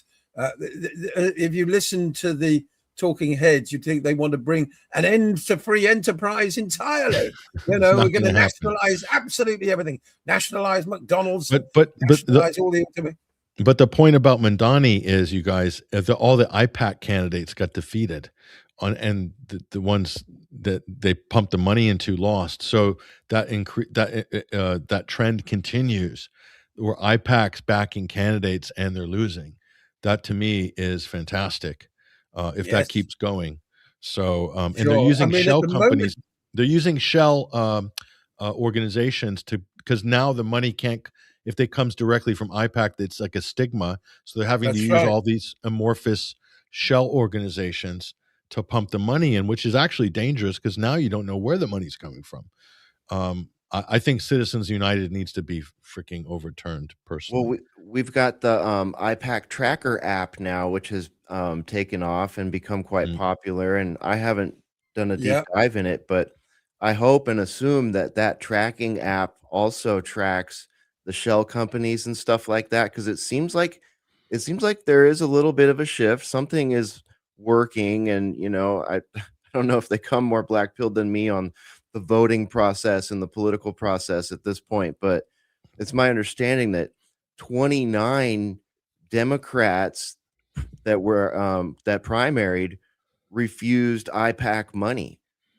So, I mean, it's going to sound like blasphemy to some people coming from me, but I mean, have you ever heard of a better reason to vote Democrat? You just got 29 new representatives in there that are primaried, people who were taking IPAC money. So, if you're gonna vote, maybe want to use that APAC tracker. Yeah, that's been very effective. They're just pulling their hair out over that, trying to shut it down. They are. I think Laura Loomer said it was a terrorist organization, whatever. Or Russian. She can't decide if it's Russians or people from the Middle East that are manipulating the fractured MAGA segments. That lady's afraid of her own shadow. She tweeted yesterday she's absolutely fine with everything that's happened in Gaza. She nailed her colors to the pro-genocide mast only yesterday.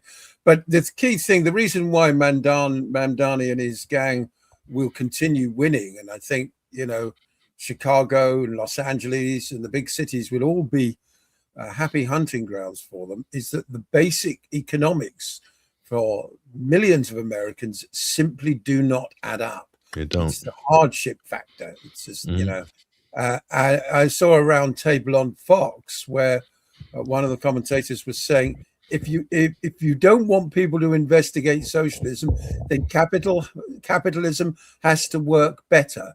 And they're all going, do you know what I mean?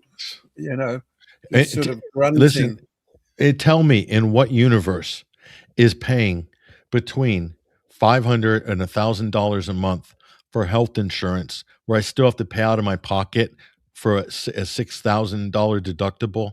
So by the end of the year, let's say I pay $800 or whatever, 800 times 12, then you're at, what is that? 800, 1,000 or 10,000, 11,000, 12,000, whatever, and then 6,000 on top.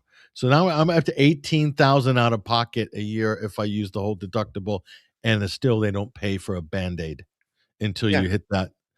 How is that good value for the money? I know you're gambling against catastrophe, and that's a big casino is what it is. But how is that going to work for people? Yeah, Honestly, like that makes people feel so destitute. You know why? Because I don't know. I think I might speak for all of us. We're all hoping to not have $6 to $8 to $10,000 worth of medical incidents in a 12-month span. We're all really working towards that. You know what I mean? I'm cutting out beers here and there. I'm cutting out burgers here and there. I don't want to have to go spend $6 to $8 to $10,000 on top of the 10,000 plus I'm paying all year just to have that safety net, right? So it's Mhm. like, so what am I supposed to be? Am I supposed to be chuffed if, oh, I reached my $6,000 deductible, guys? Cool. Now I hope I can crash my car so that I can get to my 3,000 deductible on my car, and then all these services I pay for will start, paying for my woes. It's like, this year's gonna suck, guys. I'm gonna get super sick. I'm gonna wreck cars. I'm gonna have to involve all my insurance agents, my home insurance. Boy, I hope it hails golf ball size stuff on my house, because I pay Cash in this 10, year. You can really cash in. $15,000 a year. Just cash in and make those claims. Finally I can make claims. I'm out of pocket 20 grand. Finally, pay for a Yay. screw, a missing lug nut on my car or whatever. Patrick, Just it's very fashionable in the United States, particularly among conservatives, to bash our National Health Service in Britain, saying that, saying, oh, you'll just be left on a gurney in a corridor. The standard of care is abysmal. But I think you've had some considerable experience of it in recent years. I've nothing but I am the biggest fan of the NHS. That I've nothing but good things to say about it, and the people that work in the NHS are first class, pretty much across the board, in my experience. And they're underpaid. They're massively underpaid. They work incredibly hard, and they save lives every day, and they help people. And it's just how you can bash that system. I mean, it's not perfect. It's got problems and issues administratively and bureaucratically and stuff, but first and foremost of which is the creeping privatization. But but the people, it's a first class, it really is overall, it's a first class institution. It needs work. It needs help doing a lot of things, but for the high end stuff, they have major surgery. They got really good people. They really got good people, as good as anybody in the world. I'll put them up to. So, I mean, how America, you just get your ass kicked as soon as you walk in that door. Well, I mean, just the sheer joy of being admitted to hospital and not having to prove that you can pay for the treatment before it begins, or for that matter, at any stage in your treatment. If I had a heart attack right now, heaven forbid, touch wood, I can be in the general hospital in 10 minutes' time in an ambulance and stay for a month, and nobody will ask me once about my ability to pay for any of the care at all, including any number of elaborate surgeries, that would cost hundreds of thousands, if not millions of dollars in the United States. But in the U.S., a little secret to everybody, I got when I was there a few years ago, and I got insurance and got really sick, over 10 years ago. They wouldn't cover me for anything. So I started, I would go into the hospital at that point and say, I don't have insurance, because if you say you have insurance, they give you a different price. Then they say they can't bill you. So I just said, I don't have insurance. I paid cash. And it was like 30, 40% of the sticker price. If you go in there and you say you're going to pay cash. So my MRIs, I always pay cash in America. Dental, everything. Forget it. There's no point in going through the insurance, and they have different prices. If you're a cash payer, I've had work in America, lots of treatment, and it's a totally different price. If you say you're insurance, they bill the insurance like through the roof. If you say you don't have insurance and you just got cash, you pay like a fraction of the price. Explain to me how that works. but Well, that's the yeah, market. absolutely. And of course, a much smaller percentage of every dollar spent in healthcare goes on frontline care in the United States, because there are offices all over the country full of people working for the insurance companies and the accountants and the claims HMOs. referees and all the rest of it, that Yeah. stand between the frontline care And a little bit of something a lot of people don't know is that most major hospitals have a percentage of their budget which is allocated towards charity treatment, and you can apply for that. It's like financial aid, and I qualified for that at least one hospital, but it's all over the country. You'll find hospitals that have an allocated annual budget for that. Most people don't know about it, but it's and if you qualify, you can't have insurance though. That's the sort of stipulation. Obamacare, I think, was overall good at the beginning in terms of bringing the premiums down. But people I know on Obamacare, that discount for extreme low income people. But if you're in between or you're a sort of gig worker or whatever, you're not necessarily going to be guaranteed those low premiums anymore. I know people that are paying through the nose now, or I don't know what the stipulations are in Obamacare, but it seems to have, gone up in price. That's just what I've heard. No, But what the thing about Mamdani is that, and his cohorts, they want to put universal health care back at the top of the agenda. And of course, for establishment Democrats, it's never quite the right time. Now isn't the time. We've got $34 trillion deficit, maybe next election cycle, maybe later. Oh, don't ask for too much, all this stuff. And of course, it's framed by talking heads and Republicans as an extremist position. A national health care. So my God, socialist position, all this. Somebody pointed out every single country at the World Cup has a national health service except the United States. Curacao, Cabo Verde, the islands off the coast of West Africa, Iran, all of them have national health care services except the United States. Communists, those commies with their national health, commies. That's what they'll say on Fox. That's what Greg Guffey will say. Look at this. Apparently, they took away more Iranian goals than any other tournament in FIFA history. Did you see the one they took away last night or yesterday? Against Saudi Arabia, yes. It was absolutely... No, it was Egypt. It was against Egypt. Oh, against Egypt. Yeah. I mean, it's just off the charts. They've instant replay, offsides. I mean, the player was clearly onside. He was onside by a couple of yards. Yeah, there was a defender playing him onside. To be fair, Alan Shearer, the former England centre forward, pointed this out. Said, "What is the point of VAR?" He didn't go as far as to accuse FIFA directly of cheating, but that's what it is. And as far as I'm concerned, the whole tournament from this point forwards is invalid. But I mean, the Iranians were massively disadvantaged by being forced to travel back to Mexico after every game as well. It's supposed to be a level playing field. That's the whole spirit of sport. That's the whole nature of international competition. And the table was rigged. But they took this goal would have ensured them would go to the next round. That's right. This is insane. Right. And you know what? I'm talking to Iranians, Basil, and Iranians say this is the best squad they've ever fielded for an international tournament ever. Like they have everyone in their prime, every player in their prime. And it's just heartbreaking. And what they've had to go through, and then how the BS and the refs are like, this is so corrupt. They're taking goals away. Well, it was the video assistant referee who you don't see, of course, who's hidden away in a soundproof booth. They need to appeal. They need that goal. Everyone saw the replay. Like there's no basis for taking that away. The whole competition is invalid. It's a farce.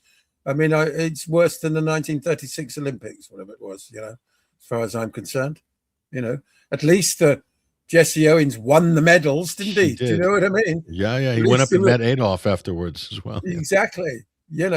So this is the worst example of cheating by a so-called governing body in collusion with a host nation that we've ever seen, and I've no further interest in the tournament at all.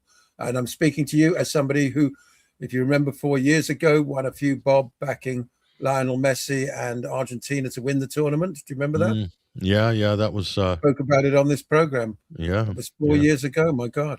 Basil picks winners. Yeah, well, there haven't been too many on the Valentine money machine. That's another story. But now check this out. Comment. Hold on, Alexander here from Norway. Thank God I'm no longer the most based person in the chat. The Overton window has moved past me. I love that. Thank you, Alexander. Here we go. Mark Twain, Paul JG, 1956. As Mark Twain said, politicians in diapers must be changed often and for the same reason. Oof. I didn't even like that vision in one's head. But yeah, Marco Rubio, he's such a demon, isn't he? Look at what he did with the Lebanon scam this week. He was plotting behind the scenes to do this. What an absolute demon, this guy. He's so nasty. Surely not 2026, Rubio, or 2030, or any other time in the future. Let me tell you what I'm. You guys, I want. Well, let's start with Hesher. Let's get the American side weighing in on this first, and then we'll hear what Basil has to say. But everybody is taking it so easy on JD Vance. You know, it's just softball. They're like afraid. And JD Vance is doing this. He really doesn't want this war in Iran. Where has he ever said he doesn't want the war in Iran? Privately, he's saying it behind the scenes. Everything he has done, every lie he's told while he's been on the center stage has been damaging to the effort to bring this thing to a negotiated settlement. He's grandstanding. He is campaigning for 2028, clearly. And all the top pundits in our, podcast circuit and whatnot, they're all playing softball with him. And I think because half of them want a gig in his administration. That's kind of how it works. Everyone's afraid to criticize. The same with Tulsi. Oh, we don't want to push Tulsi. She's probably really against the war. Yeah, she didn't say anything. She got out before the polling collapsed a couple weeks ago, but she hasn't protested it or anything. You saw her final salvo coming out of her gig too, did you? Oh, the biolabs. I mean, the stuff Russia released 5 years ago. Thanks, Tulsi. Thank you for that. That's so impressive. I was offended. I was like, biolabs, Fauci. It made me think back to Fauci. What was it, 2018 when we had Diliana Getanyeva on the show giving her presentation on that very same story. And her presentation, she's Bulgarian, right? Bulgarian journalist? Yes, Bulgarian. She's worked with us here at 21 Wire and been on Sunday Wire in the past. Highly recommend you go watch some of those or listen to some of those older podcasts with her. But she took a very journalistic approach to that, right? It's okay, here's all the money for these things. Here's all the places they actually are. And they're in a whole bunch of countries. They're all over the world, basically doing, supposedly doing gain of function style research and this kind of stuff. And it was that was in our ultimate shadow banning moment too. That was when both our websites had been completely demonetized, completely taken off Google ad revenue, completely, under shadow ban, under attack from university professors and stuff like that, on lists at the SPLC and the ADL. We were just, all kinds of, we were just the worst people on the planet for talking about the same things that we're talking about right now. And the things that led up to what happened in 2020 and 2021, and we saw in late 2021, early 22, when GOP and CIA talking heads in the media started talking about gain of function and, kind of kabuki theater style, blaming it on Anthony Fauci and creating this whole sort of, it's kind of a right-wing thing to talk about gain of function. They politicized it for their own gain. And that's when they sort of backed off on their censorship on people like us. But, to have Tulsi Gabbard just run her course, and we called it all the way from the point when she like switched parties, left parties, started becoming a YouTuber, started become a podcaster, all of a sudden on the Trump campaign looking like Cruella DeVille. Like we called this all the whole way. And then she bails the gig on a possibly a false pretense and then leaves us with this little gem. And I swear this is a CIA talking point that is pointing towards future psyops and that she's going to have something to do with. I know the I reason strayed from your question, but exactly, Hesher, is Ukrainian biolabs were all CIA spying bases, had nothing to do with like Russian viruses or anything like that. They were all CIA spying locations dotted along the Russian border, preparing for the war that we're seeing now. That's what it was, folks. And Tulsi is covering up for that by putting out the fake distraction, like, ooh, bioweapons. No, they've never shown any of these bioweapons to be operationalized. None. Chemical weapons, yes. Bioweapons, no. So there's a little problem with the evidence with some of these claims. It was an arms race during the Cold War. The Russians were working on it. We were working on it. But really, who was profiting off that? Big Pharma and all the people contracting, the Robert Malones of the world. Biosecurity. They all made millions. They all bought great cover ranches. for military intelligence too. Yeah. Oh, it's a gravy train. Like, and nobody knew how it worked, but the people working in it and the politicians were like, yeah, funding, rubber stamp. Next, rollover funding from the Cold War. But they never proved any of these things are operational. Smallpox, bombs, get out of here. Just ridiculous. Anyway, I don't want to get into that too. Sticky Marks here. Question for Hesher and Ruckus. Can I ask Hesher and Ruckus, where do I go to watch the Boiler Room live? Is it on Alternate Current's website? I don't use social media. Help out this poor Yorkshire woman, Sticky Marks. 10 pounds. Thank you. There you go. I'll put Ruckus on full screen there. Yep. There it is. Live at Alternate Current. Up there we go. Podcasts. Boiler Room. There it is. Sticky Marks. Well, there's latest episodes. What about live? Do you in bed? Well, for live, yeah, you got to be up pretty late there, Sticky Marks, in your time zone. We go live around 8 or 9 p.m. Central, which is actually 9 or 10 p.m. Eastern time. But you can hit the notification bell there on our YouTube channel, which Ruckus is showing on his screen right now. So make sure you're subscribed and you got the bell thingy going there. And then hopefully your YouTube, at least in your browser or on your phone, if you watch it on your phone, will notify you when we're live if you're up that late. Yeah, it is 2 a.m., 3 a.m. that sort of neighborhood there. It's an evening show. It's just barely a family show. So, we want to make sure the little ones are asleep. So Sticky Marks, if you can't sleep at night, if you've got, those issues that people have late at night, Boiler Room will be something you can do at 3 a.m., get a good download in the middle of the night, and then, fall asleep at 5 a.m. or whatnot, and just, it depends if you have to work in the morning. We don't know what your schedule's like. About Tulsi real quick, in the midst of all this, she's stepping down thing, and then she's doing this softball weird, what the heck is up with the Fauci thing? There's also this bombshell revelation that's come out. Did you guys see? She used to belong to a cult, allegedly. Oh, yeah. That's real. This is all over. Yeah. So yeah. Big time. And then we just the other day we were talking about how her name showed up on the list of that newer secret society / cult thing, dialogue with Peter Thiel there. So, but yeah, this is all over the news too. Very strange. Very strange. I didn't know what you might have thought about all that. Oh yeah. The cult stuff is real. It's kind of weird, to be honest, and a little scary. I thought she's a bit too close to the White House to have that sort of thing. Not good. Ruckus, I hadn't seen that story. Is it ISKCON that she's been associated with, the International Society of Krishna Consciousness? When did they talk about it? No, it wasn't. It was a smaller outfit led by one guy who was like a demigod, Right. Well, like forgot. John I mean, that- God, Nick's VM, we got so many to choose from. That sort of thing, yeah.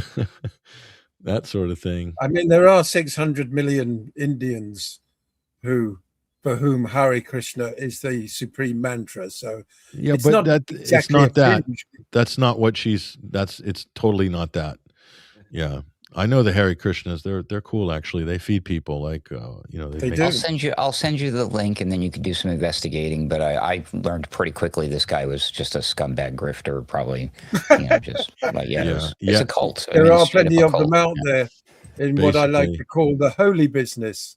It's the best. If you can carve a niche in the holy business, it's just about the best one out There's there. nothing better. But I mean, she's the freaking There's nothing director. better. She was the director of national intelligence. I'm pretty sure that like people have to go through like background checks and things like that before they get Yeah. these positions. I'm just, these things are kind of weird when this type of revelation pops up. Like, whoa, okay, But weird. if you're supposed to be to function in 21st century, well, heck, maybe all of American politics, if you're supposed to be corrupted already, like fishing in the cult ponds is great, because I think a lot of people you'd get into politics, or you'd get into messianics or whatever, and all of a sudden you would find yourself in a cult, like you'd get wrapped in slowly. But if people that do packs and political recruiting and stuff, if they're fishing in the cult pond, they've already got someone that's like got nothing but alpha waves going on up there, so they can just molt. It's like a piece of clay. Yeah.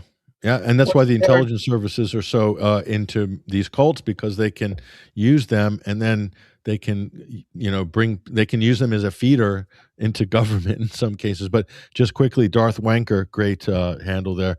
I got kicked out of all my cults, says Darth Wanker. That's kind of like a man, a sort of to your own heart, Basil. There, he's been kicked out of all the cults. Why? Because you were too normal, or you were too extreme for those cults? That's a good question. That PFP is quite scary with the pirate outfit, so we don't know. Too extreme. We know Darth Wanker well. It was because he was too extreme for the cults. Too extreme doubt. for the cults.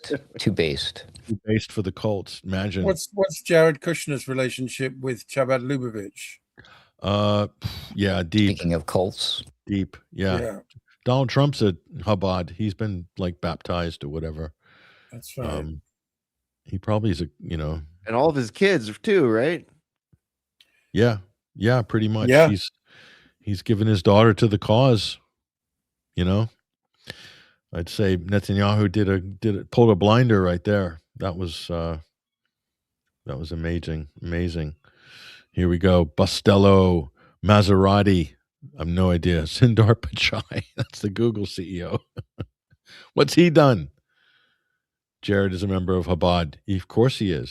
Speaking of Kushner, I saw some very encouraging scenes from Albania of locals smashing up porta cabins and earth-moving equipment that was obviously in place to begin construction on the multi-billion-dollar resort that they've got planned. I mean, more of that, please. This is all of those people have just been prescribed as a terrorist organization. This just in. Right. You're not far off there, actually, Ruckus. Eddie Rama. You're not being ironic, are you? No, Ruckus? it's true. The Albanian protesters, you mean? So do you think Kushner will ever be welcome in that country again? Ever? I don't think so. He's going to have to go in disguise. Kushner is in the cult where everyone is on puberty blockers for life, says Kim Jong Billy, with that very disturbing Laura Loomer. Then they're on course for a revolution face. or something in Albania, because hundreds of thousands, if not millions, of people don't want this to happen, and I see it as a sort of litmus test. A tipping point, really. Is anything more disturbing than this PFP here from Kim Jong Billy? I mean, this.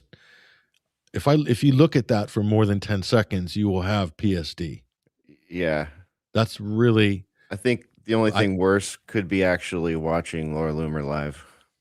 We might have to put an age restriction on this video if I continue to show that PFP. It's traumatic. Here, quick. Let's look at something prettier. Oh, much better. Much better. There we go. Oh, what's this? Oh yeah, that's oh yeah, that's he. Do you guys see when he does that blue steel look? He Yeah. has that. It's that kind of. It's kind of creepy, isn't it? Because it's fake, but he does that, and he has that same smile for every photo. Have you guys noticed that? Yeah. I don't And he like doesn't it. look as fresh-faced as that these days. He's looking very old Yeah, and well, that's tired. and- AI, yeah, isn't it? So yeah. I'm a Star He's Wars looking fan. old We and never ill did now. that. Lucas had to sue the expanded universe to get his franchise back. Like literally, did he sue the actual expanded universe, or is that the name of a company? I don't know. Okay, guys. Last thing before we go, we're going to wrap it up. I know we got.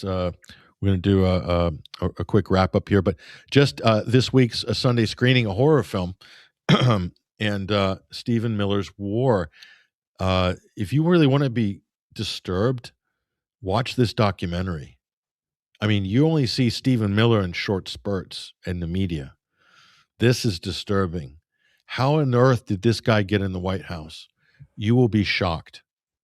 He is a degenerate of the highest order. It's so Well, then he should emblematic fit of right in, Trump. you know. My goodness. So Miller, unbelievable. So yeah, that's what we got, you guys. That's like what's running around the White House. Things like that, people like that.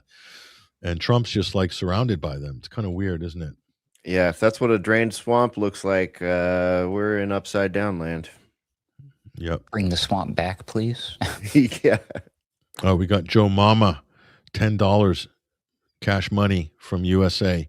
What about all those retired U.S. generals getting paid off by Netanyahu this week? Treason, all of them. Were they taking money from Israel? I'm not hip to this story. That was the big meeting, wasn't it? Yeah, they had that conference. They shouldn't be meeting with the Israelis, quite frankly. Yeah. So I it is a didn't bit see anything treasonous. about that. Some of them had security clearance, by the way, probably all of them. Because retired generals, many of them have security, keep their security clearance, don't they? Oh yeah, definitely. I assume most of them do for the rest of their lives or until they're, don't need it anymore, don't want it. Yeah, here we go. Loomer blames Tucker for Trump's low poll results. You got to be kidding me. I don't think Donald needs any help with that. I mean, what do you guys think quickly? Last question.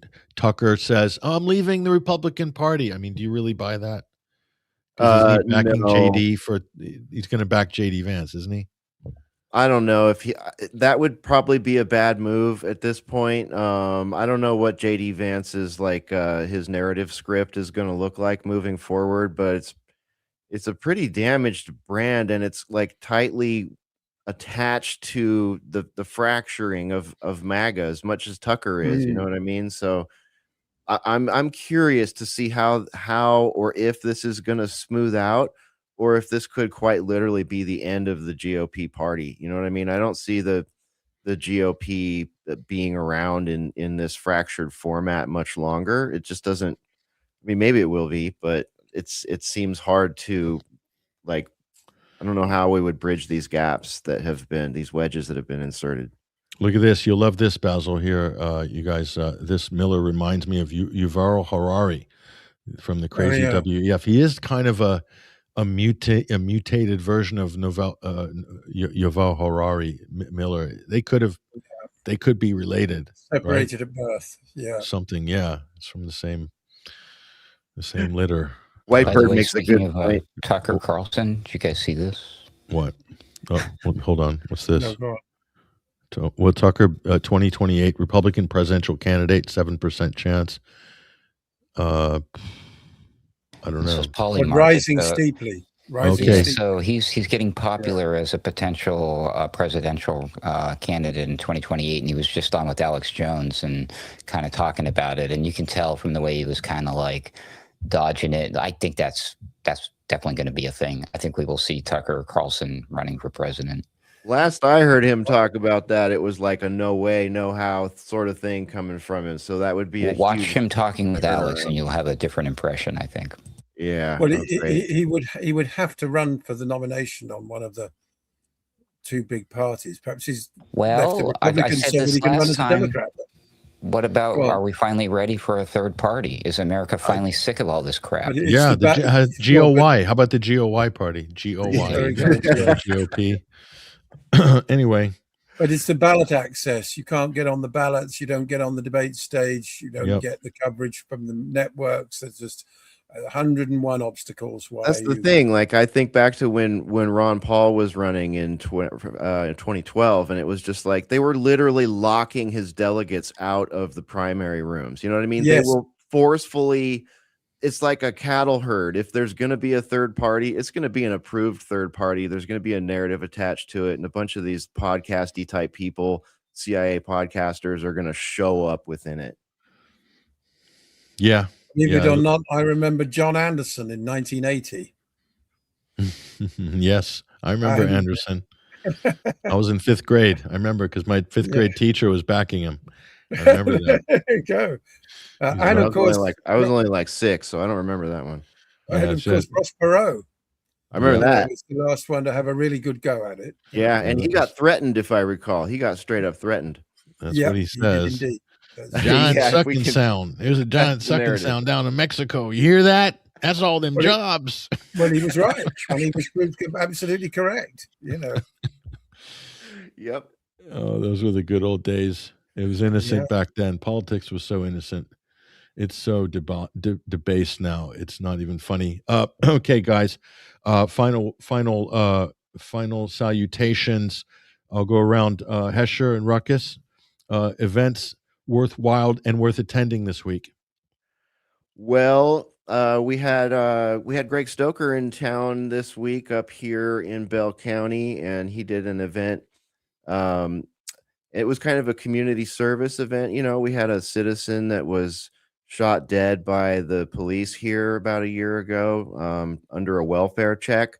So he did, and he's running for Congress here in our district, District 31, I believe it is. And, you know, Patrick, you know him. So, yeah, we had that event happen in town this weekend. Unfortunately, we weren't able to attend, but we hear it went well. And we put Boiler Room on hold because, honestly, when Ruckus and I were looking at all the stories this week, it was like, man, we're going to talk about most of this on Sunday Wire. Like, the interesting things were mostly geopolitical in nature. So we put a pause on the show. There's a chance we might go live tonight. So for those of you that were asking how to find us, keep an eye on our YouTube and our Rumbles tonight. It's Alternate Current Radio on YouTube. It's Boiler Room on Rumble. So you can find us over there. We got lots of new stuff up on the website. Ruckus has been updating all the latest stuff. So I'll pass it to him to point out that stuff. Thanks for having us, Patrick. And Patrick, I really appreciated the breakdown of what's going on in the Lebanese political system, because I saw a lot of people in the chat asking questions that I had too. And I think that was a helpful exercise. So I appreciate that. That was good. Yeah, well, I'm glad it landed well, because there's some basics that if you don't know them, none of it makes sense. So I just tried to lay it out. So if people watch that and understand what I said, they will know a lot. Trust me, probably more than all of the alternative media, quite frankly. Yeah, on that. That's a topic I do know very well. So. Yeah, it was good. And I've had Lebanese tell me I know Lebanon better than some Lebanese. So that's a great compliment, and I'll take that for sure. But Ruckus, go ahead.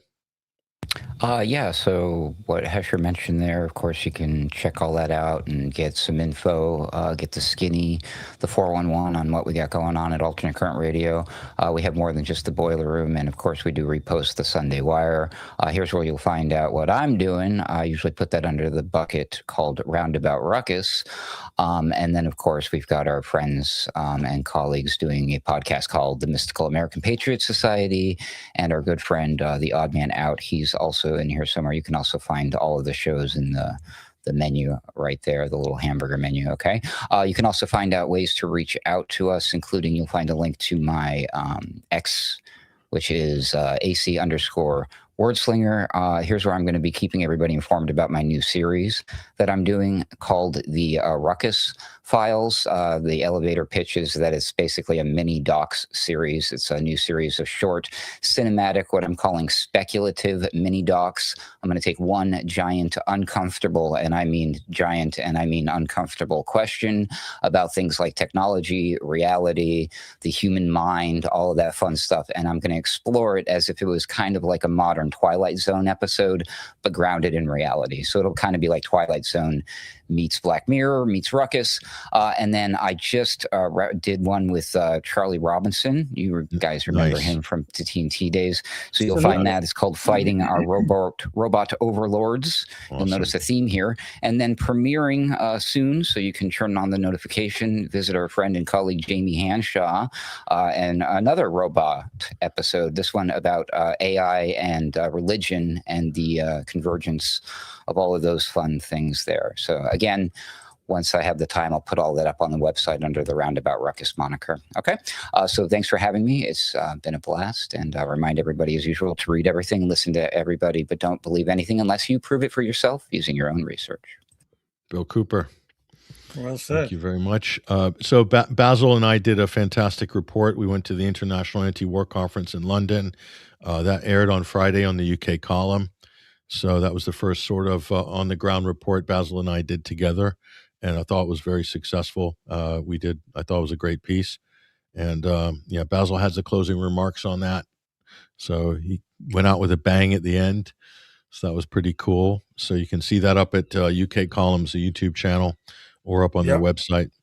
That's the full. We played the full on Friday, the full 15 or 16-minute report. So that was pretty good. And Medea Benjamin, Basil interviewed Medea as part of that, which was cool. Yeah. She's so petite, isn't she? I was like, she's just a tiny little thing.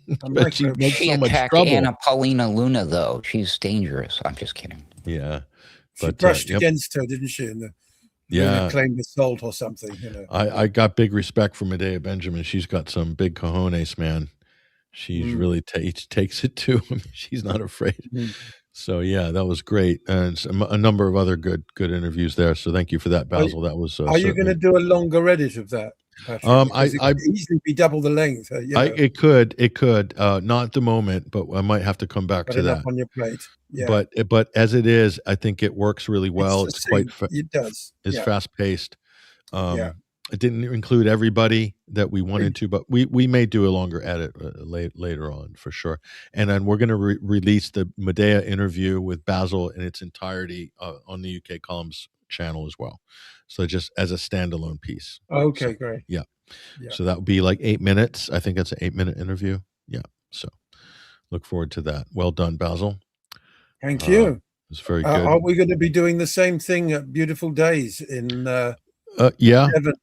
Absolutely. Well, we'll be working with their team because they have a good team, right? And really good, first class. So we'll have a chat with him and do some stuff with him. Great team there. That's in August. We'll talk more about that later. But gentlemen, thank you very much. Appreciate it. Hesher, Ruckus, Basil, thank you for your contributions. Thank you to everybody in the chat room as well. You guys have been amazing. In terms of your engagement. Sorry we didn't feature all of the comments. We didn't get to everybody, but we think we got to some good ones there. There's just so many. Appreciate you guys so much. You guys keeping it absolutely real and keeping the energy high. We love that. And so does everybody that's tuning in as well. So thanks once again. Now, let's just wrap up in just a moment. And if you missed any of the shows that we've done recently, they're in our archive there at 21st Century Wire, Sunday Wire Archive. Again, this live every Sunday, 5 till 8 p.m. UK, 12 till 3 Eastern Standard Time. We're here every Sunday. And so again, appreciate you guys. And also think about supporting us in any way you can. We would really appreciate it. As you can see, the work we're doing right now, we've stepped it up. We're starting to get a lot of visibility, especially for our journalism, and our reports are getting linked to. People are talking about them. Freddie's doing amazing work, And it's just really going from strength to strength. And that's because of your support. It's because of you guys that we've been able to expand on the back after the winter fundraising drive, and our video content and written content. And now hopefully we're going to beef out our research department. And we got specialized person that we are trying to hire right now. Very talented researcher, behind the scenes, but necessary. If we're going to get the depth, you've seen the depth of the reports Freddie's doing. It's there's nobody doing what we're doing. We broke the Black Court story in a big way. Nobody's done that. We've got more Nord Stream revelations coming out that we're working on, but it's just, processing all that data, and we're dealing with big investigations. And, we've been working on some of these stories for like 3 years, and releasing reports periodically, but it's a lot, going through court documents. So, Frankie is what I think will be a good addition to the team, but we still haven't funded his position yet.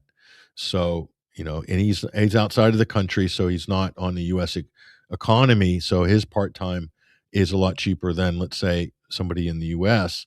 But we still need to raise a couple thousand for the year to kind of pay for his part by keeping him on retainer for all of our sort of big journalistic investigative projects. So, and Frankie's so talented, and and his work is tremendous. Many people have seen his work already, but they don't know he was working on those stories. So, but yeah, we want to get him on the team. So yeah, we need your help to make that happen, you guys. So donate if you like what we're doing. You want to see us do more.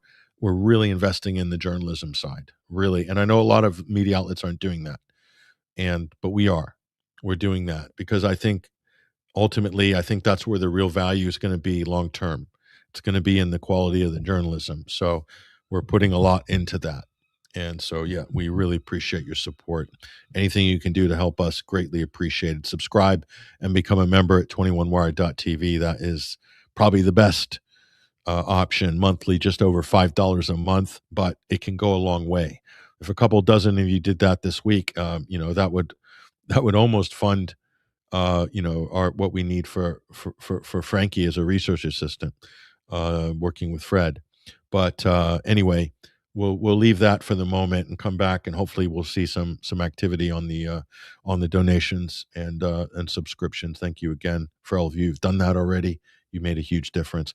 Look, that's all we got time for this week. Episode 601 of this weekly Omnibus News and Analysis Radio program and television program, brought to you here at 21st Century Wire and the Alternate Current Radio Network. Thank you so much for joining us. The Real Anthem Band is getting better every week. Another banger. I got a new release from them. We'll play it maybe in the coming week. He's got a new track out, but the other releases are just phenomenal. People are emailing us saying, I want to get this track. Just go to Bandcamp. The link's in the show description. Support Real Anthem Band. See you guys next week.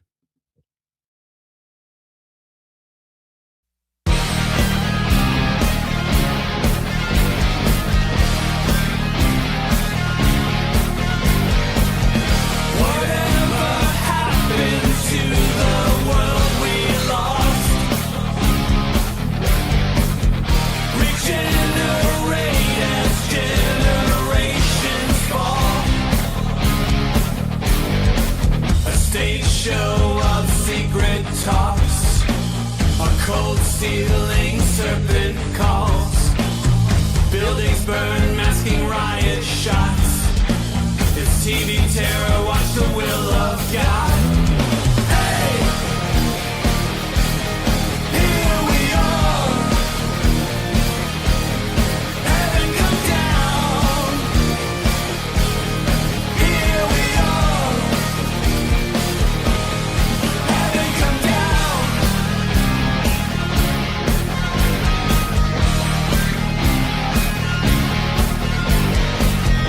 The culture cult's consuming all